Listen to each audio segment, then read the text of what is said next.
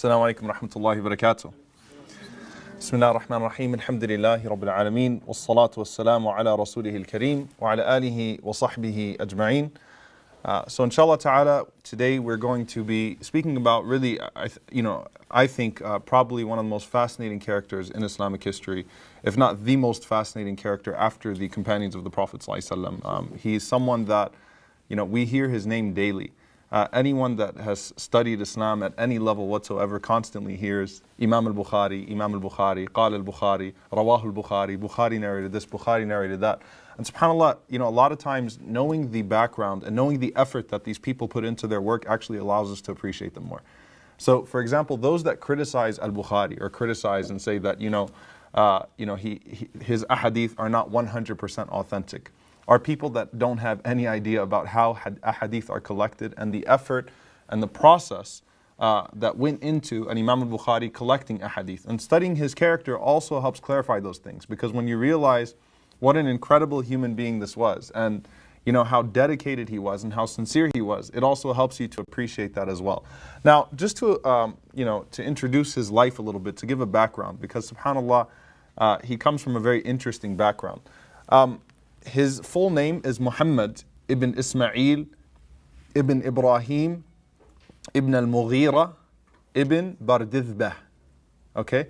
Again, Muhammad ibn Ismail ibn Ibrahim ibn Mughira ibn Bardizbah. And obviously that's not an Arabic name, that's a Persian name. And the way that Islam enters into his family is a very interesting way. His great-grandfather, Al-Mughira, was the first one to accept Islam in the family. And in fact, subhanAllah, in his family, in his lineage, you actually had people that were advanced in the Majusi religion. They were advanced in Zoroastrianism. And so they were fire worshippers, similar to the background of Salman radiallahu ta'ala anhu, Salman al-Farisi. He has that in his lineage. But Al-Mughira accepts Islam at the hands of Bukhara's governor. And the governor of Bukhara that was sent by the Khalifa, when Bukhara became a Muslim city, his name was Al-Yaman al-Ju'fi. Al-Yaman al-Ju'fi.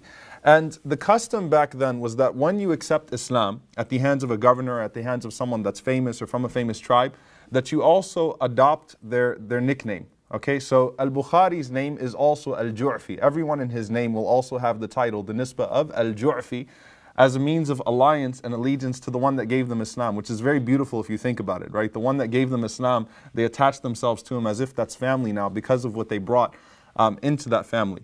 So Al-Bardizbah is a fire worshipper. It starts off with Al-Mughira, and obviously they're Persians and they come from the region of Khurasan.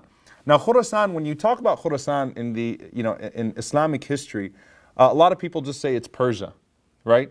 Or it's just modern day Iran. Khurasan actually includes an entire region. It includes most of the north of what is now modern day Iran. It includes Uzbekistan. Okay, it includes Afghanistan, a great majority of Afghanistan. It includes Turkmenistan. Okay, so Khurasan, when you hear the ulama talk about the beauty of Khurasan and the legacy that it produced, you're talking about a whole region. Bukhara is not a name that's very well known, right? You don't hear Bukhara today as far as the city is concerned. It doesn't hold much weight today, although it's the capital of Uzbekistan. It's a very significant city in history. In fact, it's over 5,000 years old. It's one of the oldest cities in the world. And it was called many names in the time of the Prophet ﷺ and the Sahaba and the companions and the Tabi'een. They used to call it Madinatut Tujjar, the city of merchants. Okay, the city of merchants. Why? Because Bukhara was located right on what's called the Silk Road. It was an ancient trading route. So, traders from the Middle East to India, anyone that was passing through Central Asia, they passed through Bukhara. And subhanAllah, it was the most famous name in Khurasan. It was the most famous city. There's no city in Khurasan that has a richer history, that has more nicknames to it, that has produced more history. It's one of the World Heritage Sites today. SubhanAllah, you can find ruins there that are, that date back 3,000-4,000 years.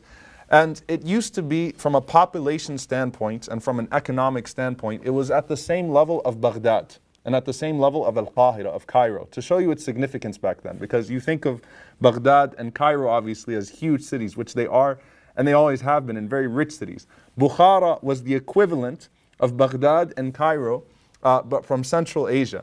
And subhanAllah, Islam entered into Bukhara in a very interesting way. It was conquered in the year 650, and so it was only about 17 years after the death of the Prophet ﷺ. So Islam entered there very early. However, out of the wisdom of those that entered into Bukhara, they recognized that this was a city that was also rich with paganism. So they were very slow in doing da'wah to the people. So Bukhara, for example, it was a city of commerce. They used to have the largest idol festival every single year. In fact, some historians say it was biannually, where people would come and buy idols. And would you believe that even under Muslims, under Islam, the governors left it that way for some time because they said that it's too early on the people to ask them to abandon such a thing. So subhanAllah, even some of the leaders of Bukhara maintained their religion, and they were treated justly. And so you can actually find documentation of the leaders of Bukhara talking about, praising the Muslims and how they were treated by the Muslims, and the Sahaba that came, and so on and so forth. There is much praise for the character of Islam. So this is one of those traditional examples of how Islam really did not spread by the sword here, though technically speaking, it's a conquest. It's one of the futuhat. It's considered a conquest, but the people gradually adopted Islam as their religion. They fell in love with the religion, and they came to abandon many of these things on their own. So it holds a very significant weight in history, and especially in Islamic history. But because it's a city of commerce, it was not known before Imam al-Bukhari to produce many ulama, to produce many scholars. So Baghdad was a center of ulama, Cairo was a center of ulama. But as far as the global scene is concerned, Imam al-Bukhari put it on the map, right? And subhanAllah, it's interesting that he is al-Bukhari. Though there are numerous scholars from Bukhara, like Ibn Sina, for example, he's, who's a very famous contributor in medicine. Everyone knows Ibn Sina is from Bukhara as well, right? There are multiple tulab ilm, multiple scholars that we'll talk about, some of the teachers of Imam al-Bukhari, rahimahullah. But anytime you say al-Bukhari, you know who you're talking about, right? So after al-Bukhari, it really got put on the map. And, multiple scholars settled there, and it produced a legacy there. But then, subhanAllah, you wonder, how is it that we don't hear much about Islam now from Bukhara? It was one of those cities that was absolutely terrorized by the Mongols. So in the 11th century, Genghis Khan actually entered Bukhara. He massacred the people. He stacked their skulls. He destroyed every single masjid there. And in fact, they took many of the people of Bukhara as slaves, away from Bukhara. And it's interesting because this gives you a sense of hope as well, that Islam, many times people thought it would die, but it did not. Ibn Battuta, he entered into Bukhara because obviously Imam al-Bukhari comes from there, so there's this idea that Islam is always there.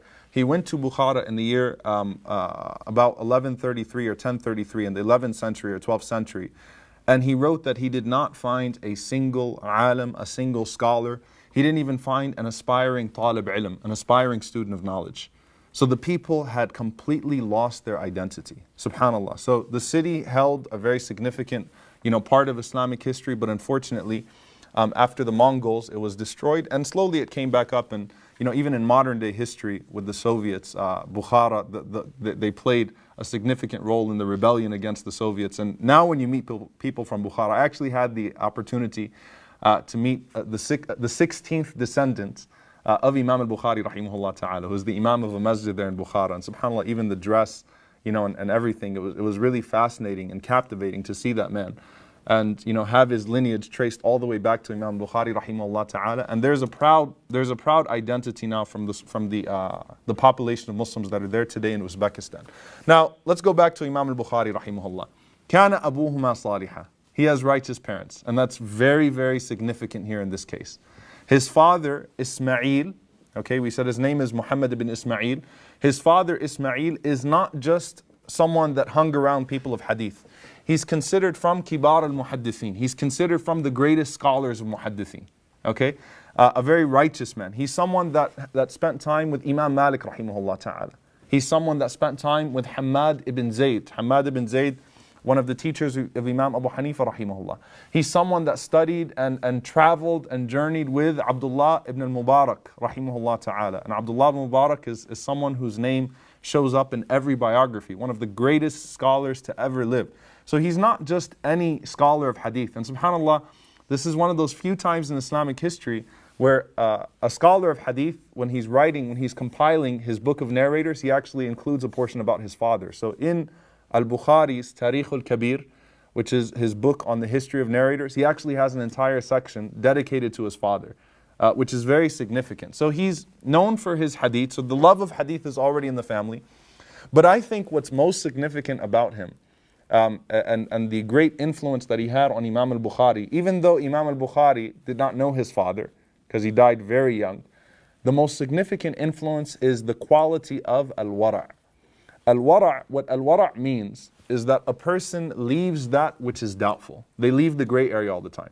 So the very famous statement that's narrated by Nafi', the companion of Ibn Umar radiallahu ta'ala anhu, tarakna nisf al-halal, that we left half of that which was halal out of fear of falling into that which was haram. So he was known for this quality. He was someone that was very cautious. He was someone, his description is that he never used to backbite. He never used to say anything harmful to anyone.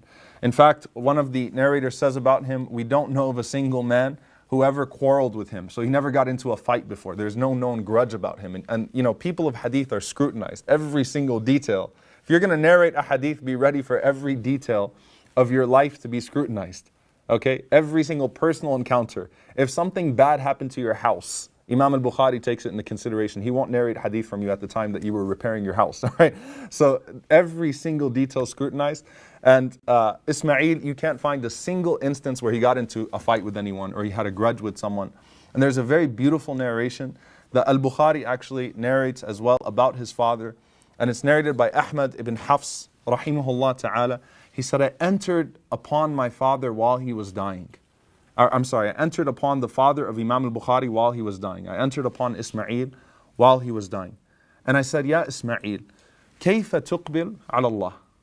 Oh Ismail, how are you returning to Allah? Meaning, do you have husn al-dhan, like do you have good expectations of Allah? Are you feeling optimistic? Are you feeling like, you know, inshallah everything's going to be okay? How are your feelings right now? And subhanAllah, he responded to him and he says, Wallahi ma a'lamu fi mali dirhaman wahidan fihi shubha. Or fihi shubha, I'm sorry. He said that I swear by Allah that I don't know of a single coin, a single penny in my money, in my income that has even a shubha, that even has a doubtful matter in it and has any form of haram in it. There is no money, no income that I've ever earned in my life, not a penny, that has any haram in it, has anything forbidden in it, nor does it even have anything doubtful in it. And Ahmad ibn Hafs, realize this is Bukhara, this is a city of commerce. When he said that, he says, فَتَصَغَرْتْ. He said, you know, I felt really small in his sight when he said that, because he said it with such confidence that, you know, I'm meeting Allah, at least knowing I have a halal income, knowing that I did not touch any riba, I didn't touch any usury interest in a city that's famous for its merchants and famous for its commerce and so on and so forth. And so this is something that's really significant as well, because he wasn't known to be a rich man. But Allah puts barakah in halal income, right? Allah puts blessing in halal income. And Imam al-Bukhari lived into his 60s and he lived his entire life off of the inheritance of his father. And the ulama said that was just a miracle from Allah subhanahu wa ta'ala. Because people did not, you know, were known to have some shubuhat, they were known to have doubtful things in their income, but he was so strict on his halal income, Allah put so much barakah in his money that al-Bukhari never had to work in his life, even though his father wasn't that rich of a man. Right? He always managed to survive off of his inheritance. And that's a very significant point, especially for people that are trying to raise kids and trying to raise great kids. You know, do not ever try to cheat Allah subhanahu wa ta'ala in hopes of getting more rizq, more sustenance, and fool yourself into saying this is for my children's future. It's not. You're only fooling yourself. Allah is al-Razaq. Allah is the one who sustains. And this shows, this is a miracle from Allah subhanahu wa ta'ala in this man, Imam al-Bukhari rahimahullah ta'ala. Now that's his father. As for his mother, we don't know her name. She's described as a woman that was abida, that was zahida. She was a great worshipper of Allah subhanahu wa ta'ala. She was a great ascetic. She was someone that used to spend her nights late into qiyamul layl. She was someone that when her husband passed away, you know, she was very patient. She didn't cry. She said, you know, I'm seeking the reward from Allah subhanahu wa ta'ala. So she's someone that's praised, but we don't know her name. But she does play a very significant role here. Now, Imam Bukhari rahimahullah ta'ala, when was he born? He was born on the day of Jum'ah. In fact, right after Jum'ah. It was a Friday, and it was the 13th of Shawwal in the year 194 after Hijrah. The 13th of Shawwal, 194 after Hijrah. As soon as they finished Salat al-Jum'ah, the news of the birth of Imam Bukhari, rahimahullah ta'ala, came. And they named him Muhammad. And you know, that's not just because back then everyone in Central Asia was named Muhammad, right? That's not why. They named, you know, Ibn al-Qayyim rahimahullah said, when you name your children, have an intention. What's going to make your children great, because there is something in a name. What's going to make it special is the intention that you have when you name your child. Not because it just rhymes well, or you found it in the Quran, or you know it sounds Arabic and you found it on some awesome website or something like that. You name your child with something that you want them to be. So they named him Muhammad with the intention that he would love the Prophet ﷺ and that he would be like the Prophet ﷺ. So his mother actually chose that name for him, and it was something very special. And because the Prophet ﷺ said that the most beloved names to Allah are Abdullah and Abdurrahman, they gave him a kunya at birth, meaning they called him Abu Abdullah, the father of Abdullah, at birth, so that they could combine the ahadith. They wanted him to be like the Prophet ﷺ and love the Prophet ﷺ, but they also wanted to include somehow the name Abdullah in there because it's so praised by the Prophet ﷺ. So even though Imam Bukhari, we don't know of any children that he ever had. We have, it seems like he never, had children. He never got married. Allahu alam, right? But still, from very early on, he was Muhammad Abu Abdullah. All right. Now, Imam Bukhari rahimahullah, because he was born in the year 194 after Hijrah, he's included in the third of the best generations. The Prophet ﷺ said that the best of my ummah is qarni, is my generation, ثُمَّ الَّذِينَ يَلُونَهُمْ, and then those that come after them, and then those that come after them. So Imam al-Bukhari rahimahullah, he's included in the last of the best generations. That generation, according to most of the scholars, ends in the year 220.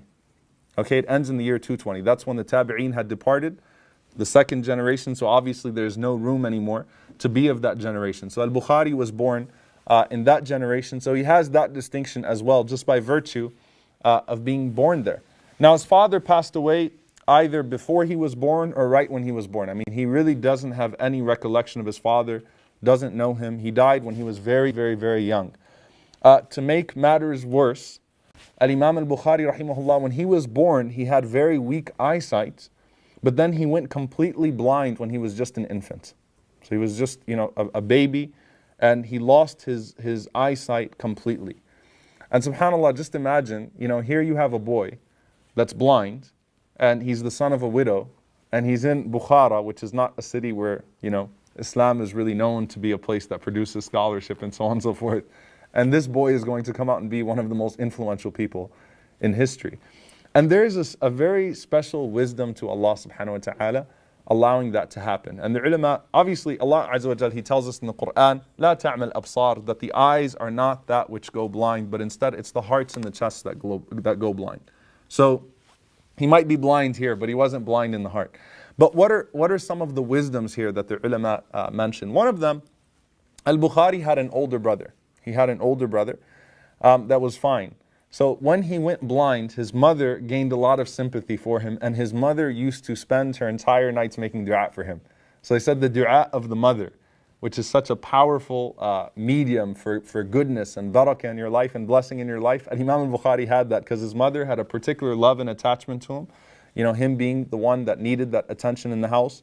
And she used to constantly make dua for him. Another one, which subhanAllah, we often try to discount our scholars and our historians, our classical ones, and say they didn't know what they were talking about and they were uneducated in science and so forth. And Imam al-Dhahabi rahimahullah, he says because being blind increases a person's memory. And I want you to just go on Google and search all the scientific studies that have been done about the memory of people that are blind. So subhanAllah, I just found the current biology journal, which is in 2007. It was the first search that came up. And this is what they said. They said scientists tested 19 blind and 19 people with eyesight in 2 memory tasks. So in the first one, the volunteers heard a list of 20 words and they had to remember them. In the second one, they had to remember not just the words, but they had to remember the order in the list as well. And the blind volunteers recalled 20 to 35% more words than those who can see, which indicated a better memory overall. But their greatest advantage was their ability to remember roughly twice as many words in sequence. Because when you're blind, your memory has to be enforced. So Imam al-Dhahabi rahimahullah says one of the wisdoms of al-Bukhari being blind is that when he was a child and his mother was teaching him things, he had to use his memory, the function of his memory to remember certain things. Where's the door? Where's this? Where's that? And that would affect him later on with his memory. It would have an impact on him, later on in his life. Now, obviously, an Imam al-Bukhari doesn't spend his entire life blind. And the mother of Imam al-Bukhari rahimahullah used to make dua for him, and she used to make dua for him profusely. Asking Allah subhanahu wa ta'ala to restore his eyesight. Then a miracle from Allah subhanahu wa ta'ala happens. And keep in mind here, al-Bukhari was not blind for just a month or two. Al-Bukhari was blind for a significant amount of time. It could have been 2 or 3 years that he was blind. His mother never gave up hope in Allah subhanahu wa ta'ala. She continued to make dua. And one night as she's sleeping, she sees Ibrahim alayhi salam. And Ibrahim alayhi salam comes to her and says to her, Ya hadihi, O so-and-so, Inna Allah yubashiruki, Allah subhanahu wa ta'ala gives you the glad tidings, Annahu qad radda basara waladik, that Allah subhanahu wa ta'ala has restored the eyesight of your child, li kathrati du'aik. And actually says to her, Ibrahim says to her, because of your dua. Ibrahim alayhi salam says to her, Allah has restored the sight of your child because of your dua.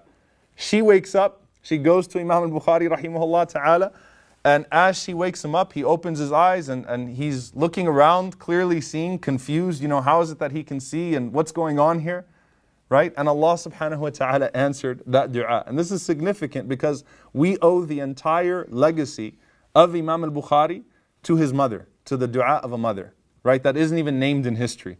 His entire legacy, the gift that he was to the ummah and the contributions that he made was all because of the dua of a mother. We owe that gratitude to her. And every time anyone benefits from an Imam al-Bukhari, it's a sadaqah jariyah for her. It's a continuous charity for her because she invested that dua in him and she put that time into him, which shows you, subhanAllah, the contribution that he plays. Now, one of the things that came to my mind, just someone that's been around mashayikh as they're interpreting dreams, and this is something that really sparked my curiosity. How come it wasn't the Prophet ﷺ? Why Ibrahim alayhi salam, right? You would expect that it would be the Prophet ﷺ to come and give that bushra. And so I started digging and I was trying to find what some of the scholars said, and I found some very beautiful answers. One of them is that it was Ibrahim alayhi salam who didn't have a child for a long time and said, Rabbi habli min as-salihin. Oh Allah, grant me from the righteous. And so his children, the children of Ibrahim alayhi salam were all miraculous births. And he never lost hope in Allah subhanahu wa ta'ala.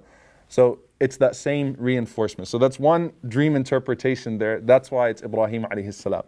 The other one is that the father's name was what? Ismail ibn Ibrahim. So the father's name was actually Ismail ibn Ibrahim.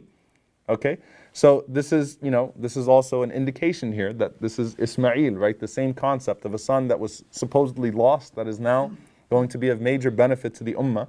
And the most beautiful one that I found is that Ibrahim alayhi salam made dua for Muhammad sallallahu alayhi wasallam to come from the descendants of Ismail alayhi salam. So he came to the mother of Muhammad, al-Bukhari this time, to give the glad tidings that your child, Muhammad, the son of Ismail, can now see. Okay, you guys get the connection here in the dream interpretation, subhanAllah. So Allahu alam what these reasons are, or what the purpose of Allah sending that, Ibrahim alayhi salam to give that bushra, to give that glad tiding instead of Muhammad sallallahu alayhi wasallam. But it is significant. Now, what I find also amazing is that not only was the eyesight of al-Bukhari restored to him. It's not like he woke up and now he could see, but he needed some really strong glasses to be able to see, and had to walk around with a magnifying glass, whatever it is, to read a hadith. Not only that, but his eyesight was restored so well that he actually had a vision that no one else had. Meaning he could see better than anyone else, to the point that, historically speaking, al-Bukhari wrote entire books without a candle. And you say, how is that even possible? He said because he used to write ala daw al-qamar, using the moonlight. He would actually go outside and the moonlight was sufficient for him to write entire books. He didn't even need to use candles. So Allah didn't just answer the dua of his mother, sort of. Allah subhanahu wa ta'ala gave this boy perfect vision that he would use in the future, to the point that he could compile entire books using the moonlight. And she didn't stop there. She didn't say, oh, alhamdulillah, my son can see now, everything is great now we can play, and now we can be normal. As you know, the next day when he could see, the first thing she did was she took him to a sheikh to teach him Quran. So al-Bukhari actually memorized the entire Quran at the age of 6. Okay? So, Allahu Alam, you know, it seems like his eyesight came back to him when he was 4 or 5 years old. His mother right away took him to hifd al-Quran. All right, now we got to get you to memorize the Quran. And it wasn't just like, okay, now alhamdulillah, my child can see he's a trophy hafiz, alhamdulillah. I can put him on the shelf and I can say, everyone, look, I've got a hafiz kid, right? Then she noticed in him a love, just a natural love for the ahadith of the Prophet ﷺ. So he's sitting in the halaqat of Quran, in the gatherings of Quran, and as soon as he finishes with his Quran, voluntarily he goes and he sits in the halaqat of hadith as well. So he naturally had a love for hadith. So she noticed that in him and she nurtured it. Al-Bukhari, you know, and subhanAllah, she used to go drop him in the masjid and she would wait outside the entire time, subhanAllah, and she'd wait for him. She'd use all of her money on him. I mean, she invested her full time in Imam Bukhari, rahimahullah ta'ala. So when she asked him, she said, is this something that you want to do? You want to sit in the halaqat of hadith? He said, yeah, this is what I want to do. So then she took her money, she used it in putting him in hadith circles. She took him to the hadith scholars of Al-Bukhari, because they were there, they just weren't on the level of, you know, Baghdad or so on and so forth. And she starts putting him there. And he had an incredible memory. And everyone recognized that. All of his teachers were amazed by his ability to memorize. And he memorized 7,000 ahadith by the age of 12 years old. Now, when I say 7,000 ahadith, I don't mean, you know, he can kind of give you a bootlegged version of a hadith and give you the ma'na, give you the meaning. No, 7,000 ahadith with the chain of narrators without making any mistake, saying who narrated from who narrated from who, and so on and so forth. So he had 7,000 down by the age of 12. By the age of 10, he says about himself, he said, I memorized, he doesn't say I read, he said I memorized the books of Al-Waki' ibn Jarrah and Abdullah ibn Mubarak. Al-Waki' ibn Jarrah and Abdullah ibn Mubarak. Al-Waki' ibn Jarrah is a very famous person for one poem, right? At least to the you know, to those that don't know Islamic history. Shakawtu ila Waki' su'a hifdhi, right? When Imam al-Shafi'i rahimahullah complained to Waki' about his lack of memory. Waki' was a great scholar of hadith, and he was known to dictate for hours and hours from the top of his head a hadith without needing to see any paper. So, and Imam al-Shafi'i rahimahullah, who has a pretty incredible memory himself, he goes to Waki' and he complains, look, my memorization skills are a little bit off, can you give me advice? So he said, Shakawtu ila Waki' su'a hifdhi fa'arshadani ila tark al-ma'asi. He told me to stop sinning. He told Imam al-Shafi'i, you sin too much. That's why Allah is not giving you memory. Because ilmullahi nura, because the knowledge of Allah is light, and it's not going to be given to a disobedient person. So that famous poem of al-Shafi'i, which is in al-Diwan, in Diwan al-Shafi'i, in his collection, is really what most people know about Waki'. But he was a teacher of Imam Malik, he was a teacher of Imam al-Shafi'i, he was a teacher of Imam Ahmad rahimahullah ta'ala. He was a very famous scholar of hadith. So Al-Bukhari says, I memorized his books. Abdullah Mubarak rahimahullah ta'ala had written books on heart softeners, on tazkiyah, and so on and so forth. So it's amazing. And Abdullah Mubarak is also a scholar of hadith, a scholar of fiqh, and so on and so forth. He said, I memorized all of his books. And when he says he memorized all of his books, he could dictate them from the top of his head. And that also has an impact on his character, because no scholar spoke more about az-zuhd wa raqa'iq, you know, asceticism and heart softening, like Abdullah Mubarak rahimahullah. The most beautiful words and the most beautiful works till today that you find contained in the books of Tazkiyah are the words of Abdullah Mubarak rahimahullah. So he's still a child and he's already got that inside of him. Okay? And then on top of that, before, you know, he says about himself, he says before the age of 16 years old, by the time his mother finished taking him around, he said that I documented 1,800 teachers. So he's been through 1,800 scholars just up until the age of 16 years old. His mother has taken him around, subhanAllah, all around the area of Bukhara and Khurasan, and he sat with them and they became his teachers. Now, there are a few stories about him when he was a child, all right, to show you how incredible of a memory he had. First, one of the scholars that he studied with was a man by the name of Al-Imam Ad-Dakhili. Al-Imam Ad-Dakhili, rahimahullah ta'ala. And Ad-Dakhili was considered like one of the most prominent hadith scholars in Bukhara. And Ad-Dakhili, he used to write in his own lawh. He used to have his own scrolls and he used to write his own ahadith. And one day, Al-Bukhari is sitting there. Al-Bukhari was only 11 years old. Okay? And he says, حدثنا سفيان عن أبي الزبير عن إبراهيم. So he's going through the chain of narrators. Al-Bukhari raises his hand. He says, Ya Shaykh, inna Abu Zubair lam yarwi an Ibrahim. He said, Shaykh, Abu Zubair has never met Ibrahim. So what are you talking about? Of course he has. And he insisted. Al-Bukhari was like, no, they've never even met. And he says, are you sure what you're talking about? And he got infuriated. He's like, who's this 11-year-old kid trying to show me up in a halaqah and tell me that these two hadith narrators never met?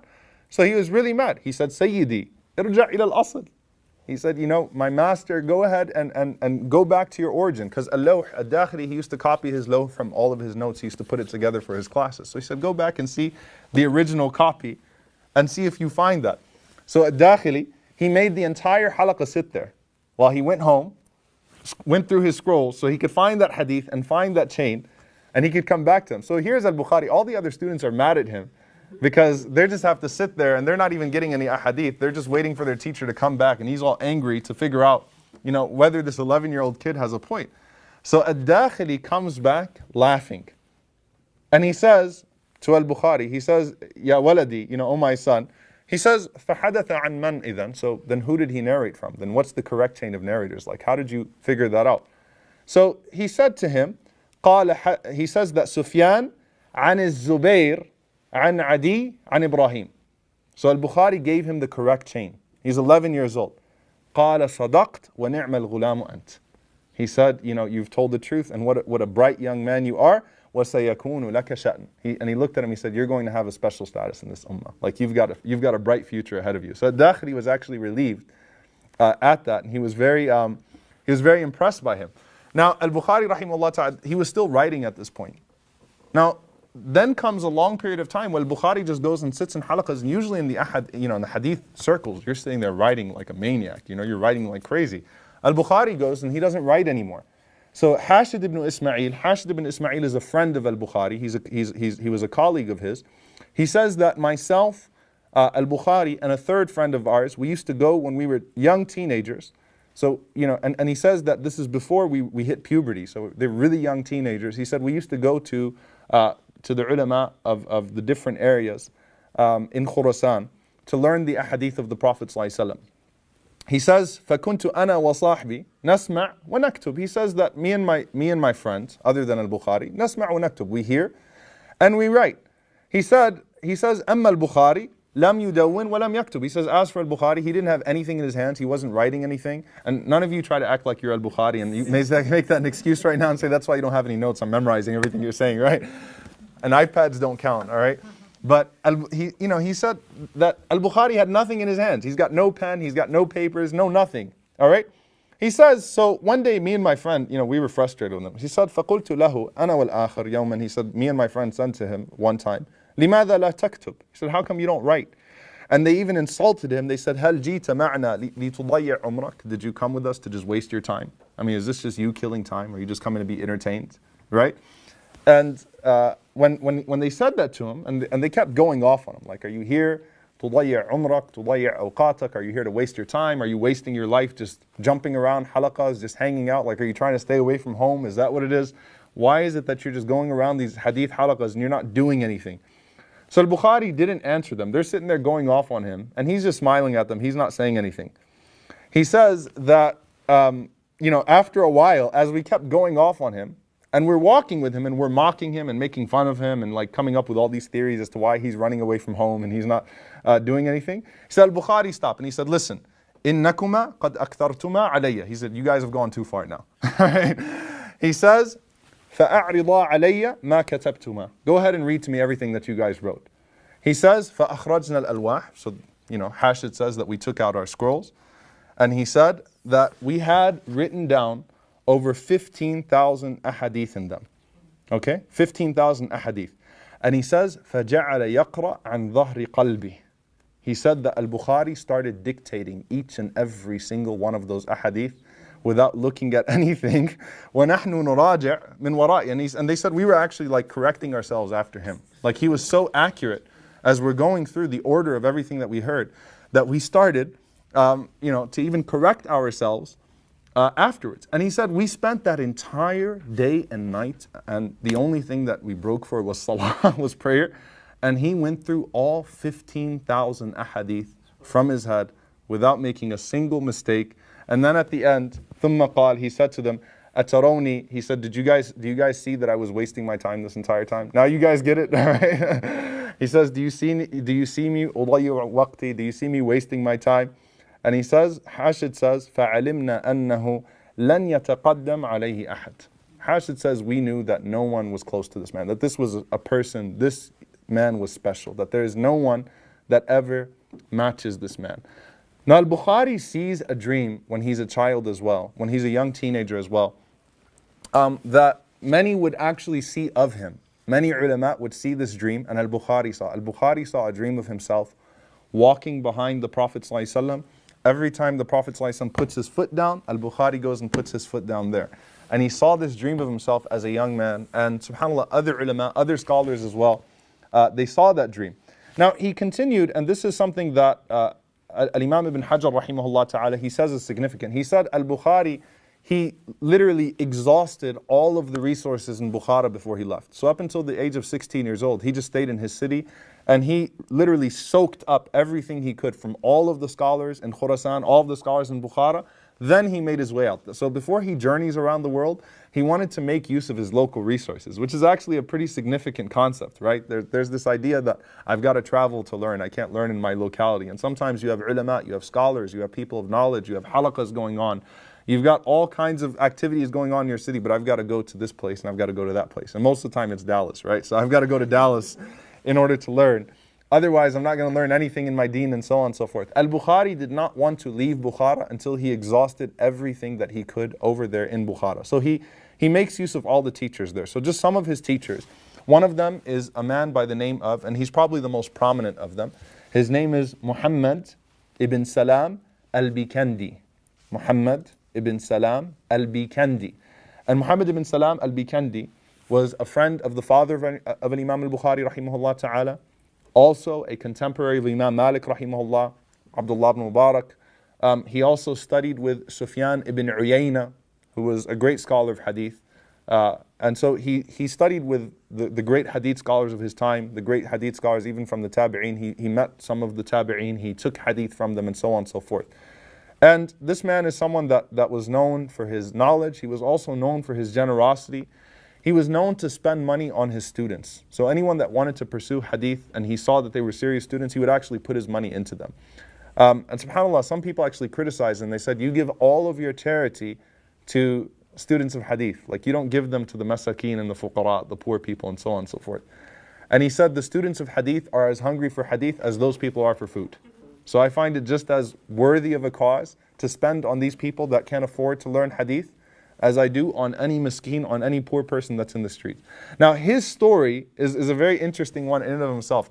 There's a very famous story about Al-Imam al-Bikandi, rahimahullah ta'ala, that when he was young, and he used to write his books of hadith, he used to narrate the hadith, he'd be writing extremely fast. He doesn't want to miss a single word that the sheikh would say, right? So one day as he's writing, his pen broke. So when his pen broke, he started to sweat and he screamed in the middle of the dars. He's a young man, and he said, "Qalamun bi dinar." He said, "Someone sell me a qalam for a dinar." All right? Now, just to put things in perspective, a dinar is not like a dirham. With a dinar, you could buy not just one pen, you could buy hundreds of pens. So when he says, "Someone give me a pen, I'll give you a dinar," all the other students in the circle, what did? They threw their pens at him. So Imam al-Bikandi, he just took the pen, he started writing really fast, right? And then as soon as the dars was over, he wiped the sweat off of his face and he gave the man a dinar, right? So subhanAllah, that's how dedicated he was to captivating everything that he learned in his hadith. So this is a very special man as well. And he's someone that taught Imam Bukhari, extensively, and al-Bukhari, loved him, and he grew to admire Imam al-Bukhari and to encourage him at a very young age. So he's one of the people that influenced Imam Bukhari and told him to go out and to learn, and used to praise him, and so on and so forth. Sulaym ibn Mujahid, who's another student of Imam al-Bikandi, he says, Sulaym ibn Mujahid says, I entered upon him one day and he was kind of looking up and he was really happy. And Sulaym said, may Allah subhanahu wa ta'ala keep you happy. Why is it that you're smiling? And he said, you just missed a young man. There was a young man that was just sitting here, like he was sitting in my office, and he memorizes 70,000 ahadith. So it went from 7,000 to 70,000 ahadith. So Sulaim said, well, where is he? I want to meet this guy.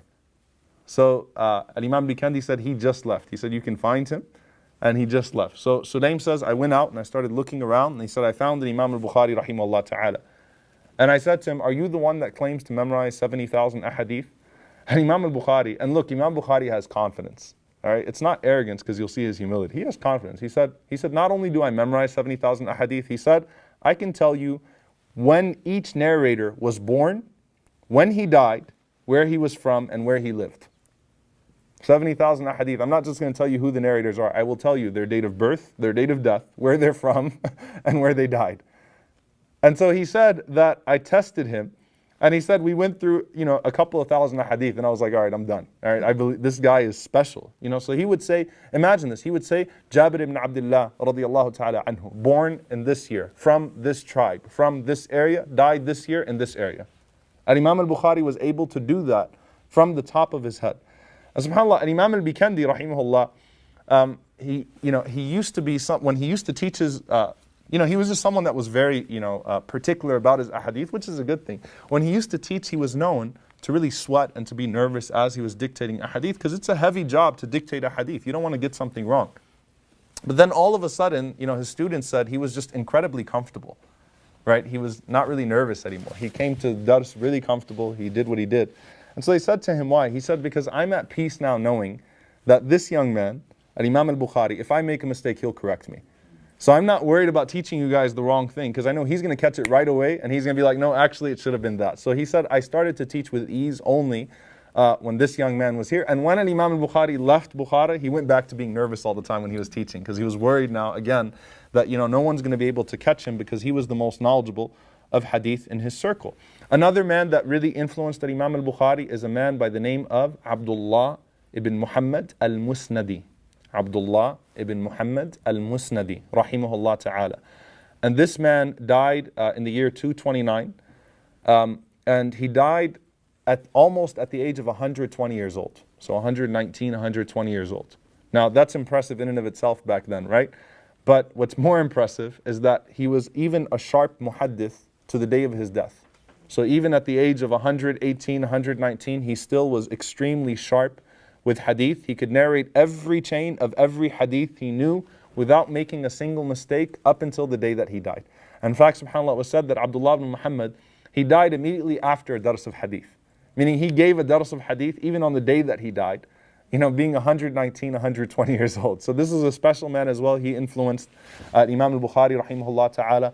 There was another man by the name of Ibrahim ibn al-Ash'ab, radiyallahu ta'ala, rahimahullah ta'ala, who was a student of Fudayl ibn Ayyad, a student of Sufyan ibn Uyayna. And he was a teacher of the last person I'll mention here, by the name of Imam al-Humaydi. Imam al-Humaydi authored one of the earliest books of hadith.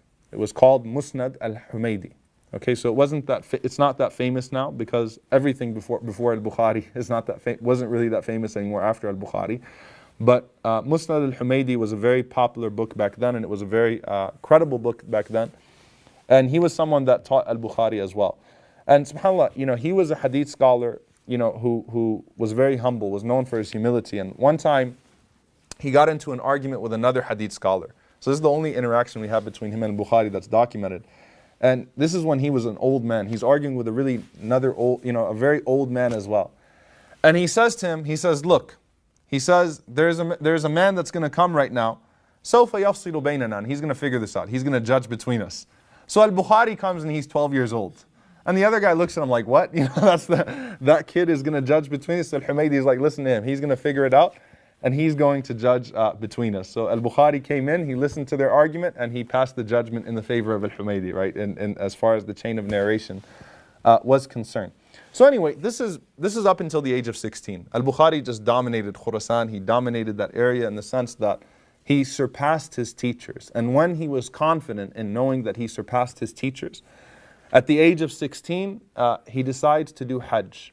And he does Hajj with his mother and with his older brother. So they do Hajj together. And when they go on their way to Hajj, Al-Bukhari says that they almost died on the way to Hajj, right? It was a very, very difficult journey to make back then, okay? Hajj in general was a much more difficult journey. You know, I know you think if you fly certain airlines that it was a really difficult journey, like the time of the Sahaba, right? But no, it was a difficult journey back then. I mean, subhanAllah, Al-Bukhari said there were times that we ran out of food. There were times we were just in zones where there was nothing and we had to eat leaves to survive. So they almost died on their way to Hajj. But by the grace of Allah subhanahu wa ta'ala, they made it to Hajj. And Al-Bukhari rahimahullah, when he got to Hajj, he asks his mother permission. He takes his mother to the side and he asks her permission to stay in Mecca.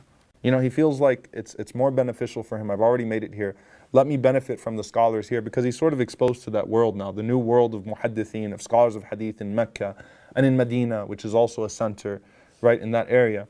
So his mother agrees to leave him there. So his mother and his older brother go back to Bukhara. And then Imam Bukhari rahimahullah ta'ala, he stays there.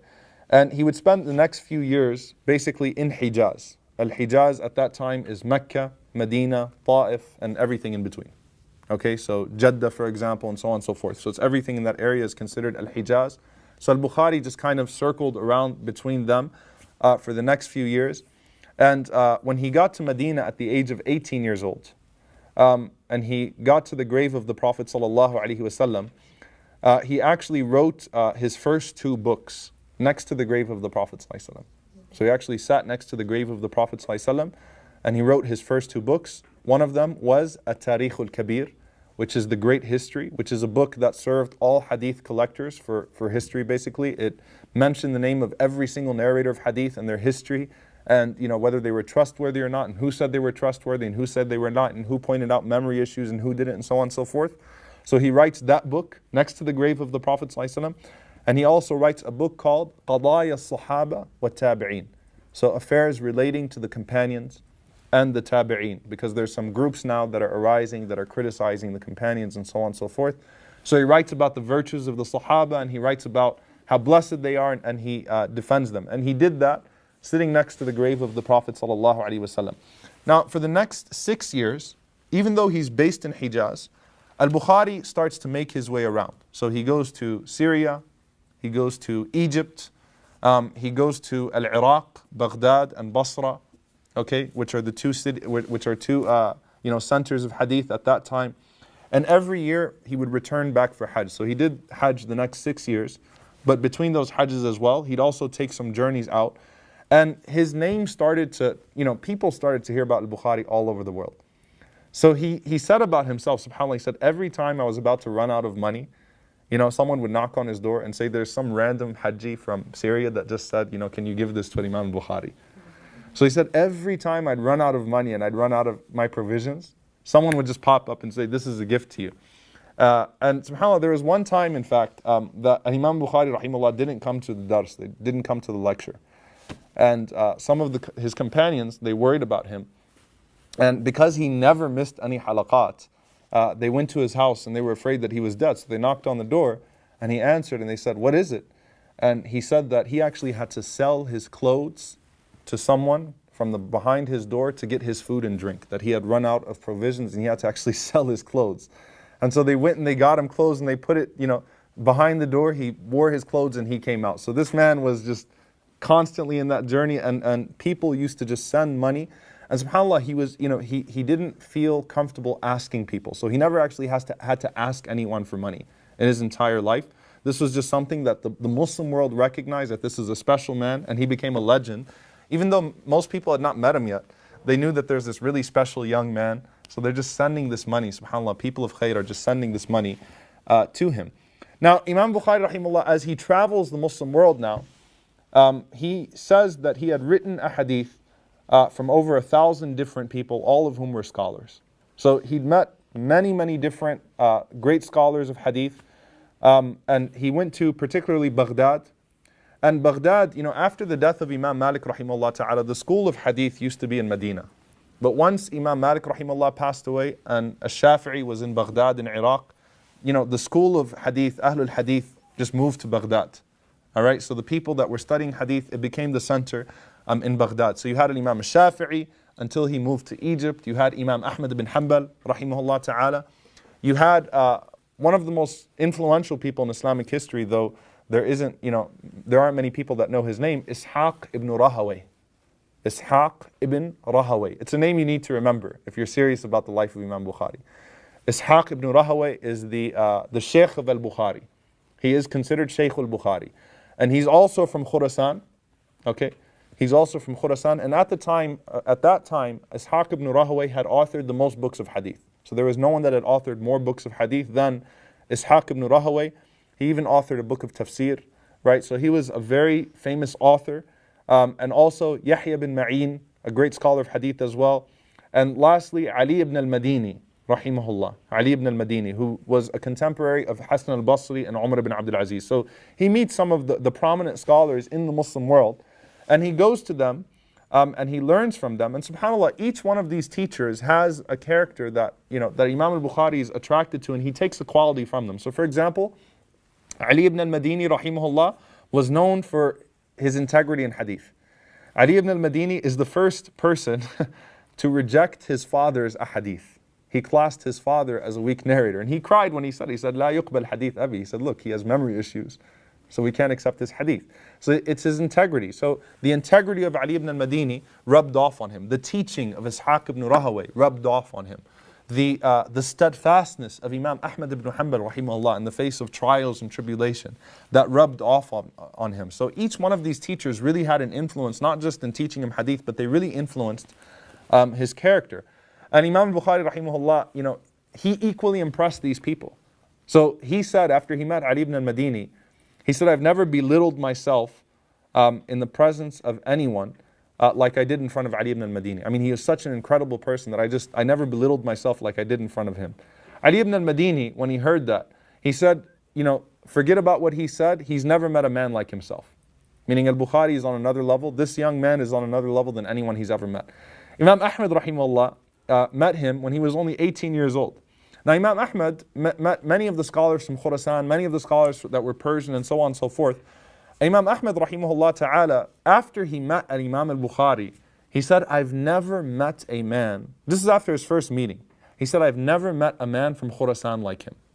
That he's the most special person from that entire region that I've ever met.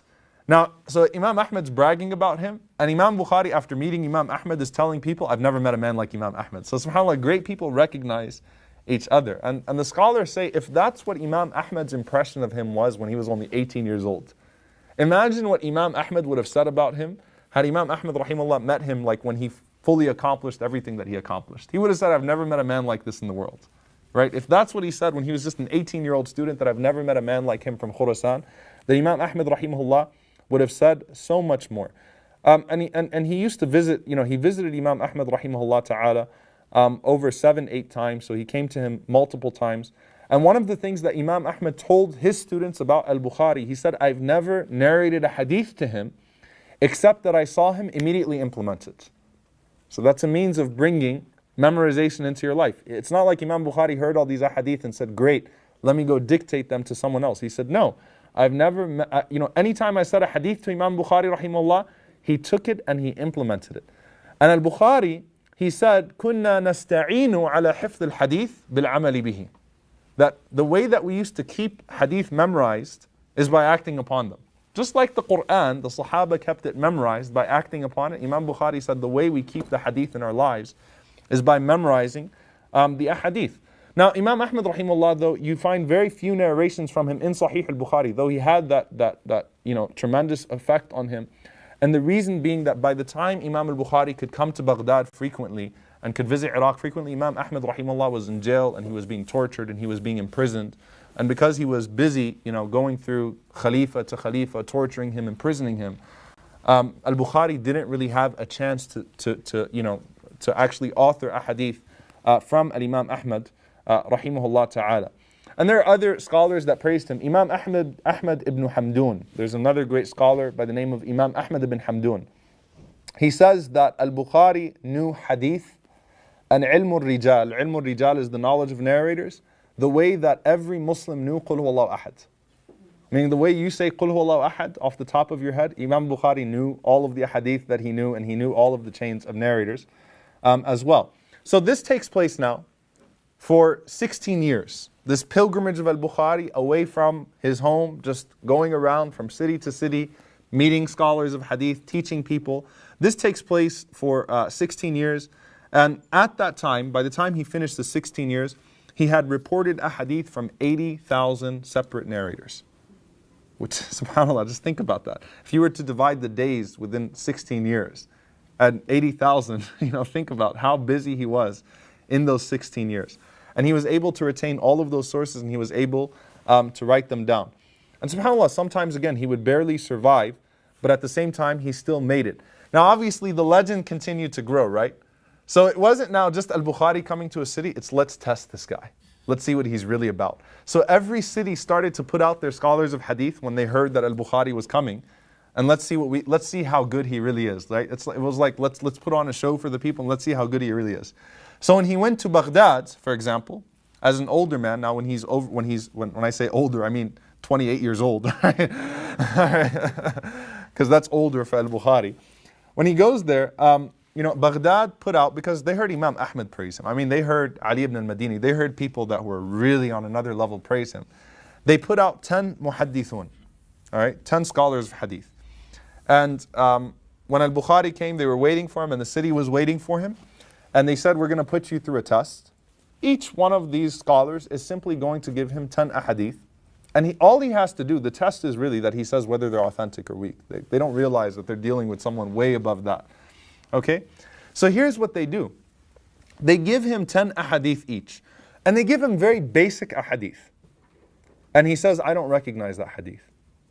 And can you imagine, for example, if someone says, Umar ibn al-Khattab says, the Prophet ﷺ says, إِنَّمَا الْأَعْمَالُ بِالنِّيَّاتِ, that actions are but by intention. And he says, actually, it's not a hadith. So the people are getting really, really worked up. They're like, who is this guy? This guy doesn't know anything. We know those ahadith. We're not scholars of hadith. This guy doesn't know anything. So they're going through these ahadith, and all 100 of them, and Imam Bukhari says, nope, nope, nope, not a hadith, nope, not a hadith, nope, nope, nope, nope, nope. So at the end, everyone's kind of looking around like, what just happened? What the scholars of hadith did was they gave him correct ahadith, but they switched the narrators. They switched the chains. So only a scholar of hadith would catch that they messed with the sanad, they messed with the chain. So the matan was correct, the text was correct. They gave him the hadith correctly, but the chains were mixed up. Here's what al-Bukhari does. He goes one by one. He starts with the first one. He says, as for you, you said this hadith, and this is the chain that you gave. The chain is actually this. He did that with all 100 ahadith in order. He repeated the wrong way that they said it, and then he gave them the right way. He gave them the right chain to that hadith. So the people of Baghdad were like, wow, this guy is an ayah from Allah. He's a sign from Allah subhanahu wa ta'ala. We've never seen anyone like this man. When he goes to Samarkand, a very famous city in Samarkand, Samarkand put out 400 scholars of hadith. 400 muhaddithun. And they sat him in front of them, and they started to ask him, listen to this question. Can you imagine this? They said, name all of the narrators that narrated from Anas ibn Malik radiallahu anhu. And he named each and every single person that's ever met Anas ibn Malik and narrated a hadith from him. Name every narrator from Abu Darda. He sits there and names each and every single one of them that narrated from Abu Darda. So they tested him that way. He passed that test with flying colors, right? So he was, very famous in his hadith, right? But on top of that, there's some special attributes that I want to mention. Number one thing that you notice about al-Bukhari, he was a perfectionist in everything he did. Extremely disciplined, highly disciplined individual, and truly a perfectionist. So Al-Warraq, rahimahullah ta'ala, Al-Warraq says that, even when he used to throw arrows, when he used to do, just throw an arrow, he'd never miss his mark. Okay? He never missed it. It would always be a bullseye. So it's like people were impressed just by how much of a perfectionist this man was. And he said one time we even went to a place, because back then they used to have places where you could go and you could shoot arrows, you could do archery. Like a person owns a land, and they would put up autad, they put up poles, and they put up targets and so on and so forth, so you could practice it. It's a sunnah, and this is him acting upon a sunnah. Right? And he said the only reason he does it is because it's a sunnah. Because the Prophet ﷺ mentioned archery as a form of sunnah. So Imam al-Bukhari rahimahullah could ride horses, he could swim, and he could shoot arrows. So Al-Warraq says that one time we went, and al-Bukhari was just effortlessly just shooting these arrows and hitting bullseyes. And he hit the watad, he hit the pillar, and it split in half. So we looked at him like, what? right? How did that just happen? So Al-Warraq, he says that Al-Bukhari, his concern was, we've got to find the guy that owns these and we've got to fix it, we've got to pay him back, whatever it may be. So they say, okay, we'll go find him, we'll go find the mas'ul, we'll go find the guy who's in charge and we'll tell him. So they go to him and they tell him, look, we have a friend of ours that broke one of your otad. He split one of the pillars. So he says, who was it? And they said, Al-Bukhari. He said, Al-Bukhari? Like, you guys are really coming to me to apologize on behalf of Al-Bukhari? He says, Ya layta rama kull al-awtad. I wish he would have broke all of the awtad. Right? He could do whatever he wants. Qul lahu huwa fi hil. It's okay. Tell him don't worry about it. Right? And look what Al-Warraq says. Al-Warraq says, we went and we told him, and he said, Al-Bukhari was so happy that the man forgave him, that he sat us down, he narrated to us 500 ahadith. This is when he's happy, right? Just because he was in a great mood, right? He sat them down, narrated 500. Now that was a gift to them because usually a session of hadith with Al-Bukhari is 50, 60 ahadith. So this time he sat them down, he gave him 500 ahadith, and he gave away 300 dirhams in sadaqah. And Al-Warraq said, we used to wish that he broke a pillar every day because of how awesome it was that day to just sit with him and to receive 500 ahadith at the same time, and to have him teach us for that long. And subhanAllah, he always, in being a perfectionist, he paid attention to the small details to please Allah subhanahu wa ta'ala. There's a story that's narrated about him by Al-Imam bin Hajar rahimahullah ta'ala, that there was a man who was in the masjid and he was picking his beard. And when he was picking his beard, as he's pulling out the hairs in his beard, he's just throwing them on the ground. And, Al-Bukhari rahimahullah is watching this man and he's incredibly annoyed by the beard hairs in the masjid. Not because it's a multi-million-dollar masjid in Texas, right? It's not because it's ruining the carpet, but it's the house of Allah subhanahu wa ta'ala. So Imam al-Bukhari waited there until he finished, until everyone left the masjid, and then Imam al-Bukhari went and he picked up each and every single hair and he threw it outside the masjid. Like he couldn't bear to see those hairs being shed in the masjid. So he's, that attitude of perfection, it's very important to notice this here. When Rasulullah ﷺ says, Allah has written ihsan, excellence on everything. Like a person can't be sloppy with some things and then be good in other things, right? If you're going to excel, you have to try to excel in everything that you do. And that's what Al-Bukhari did.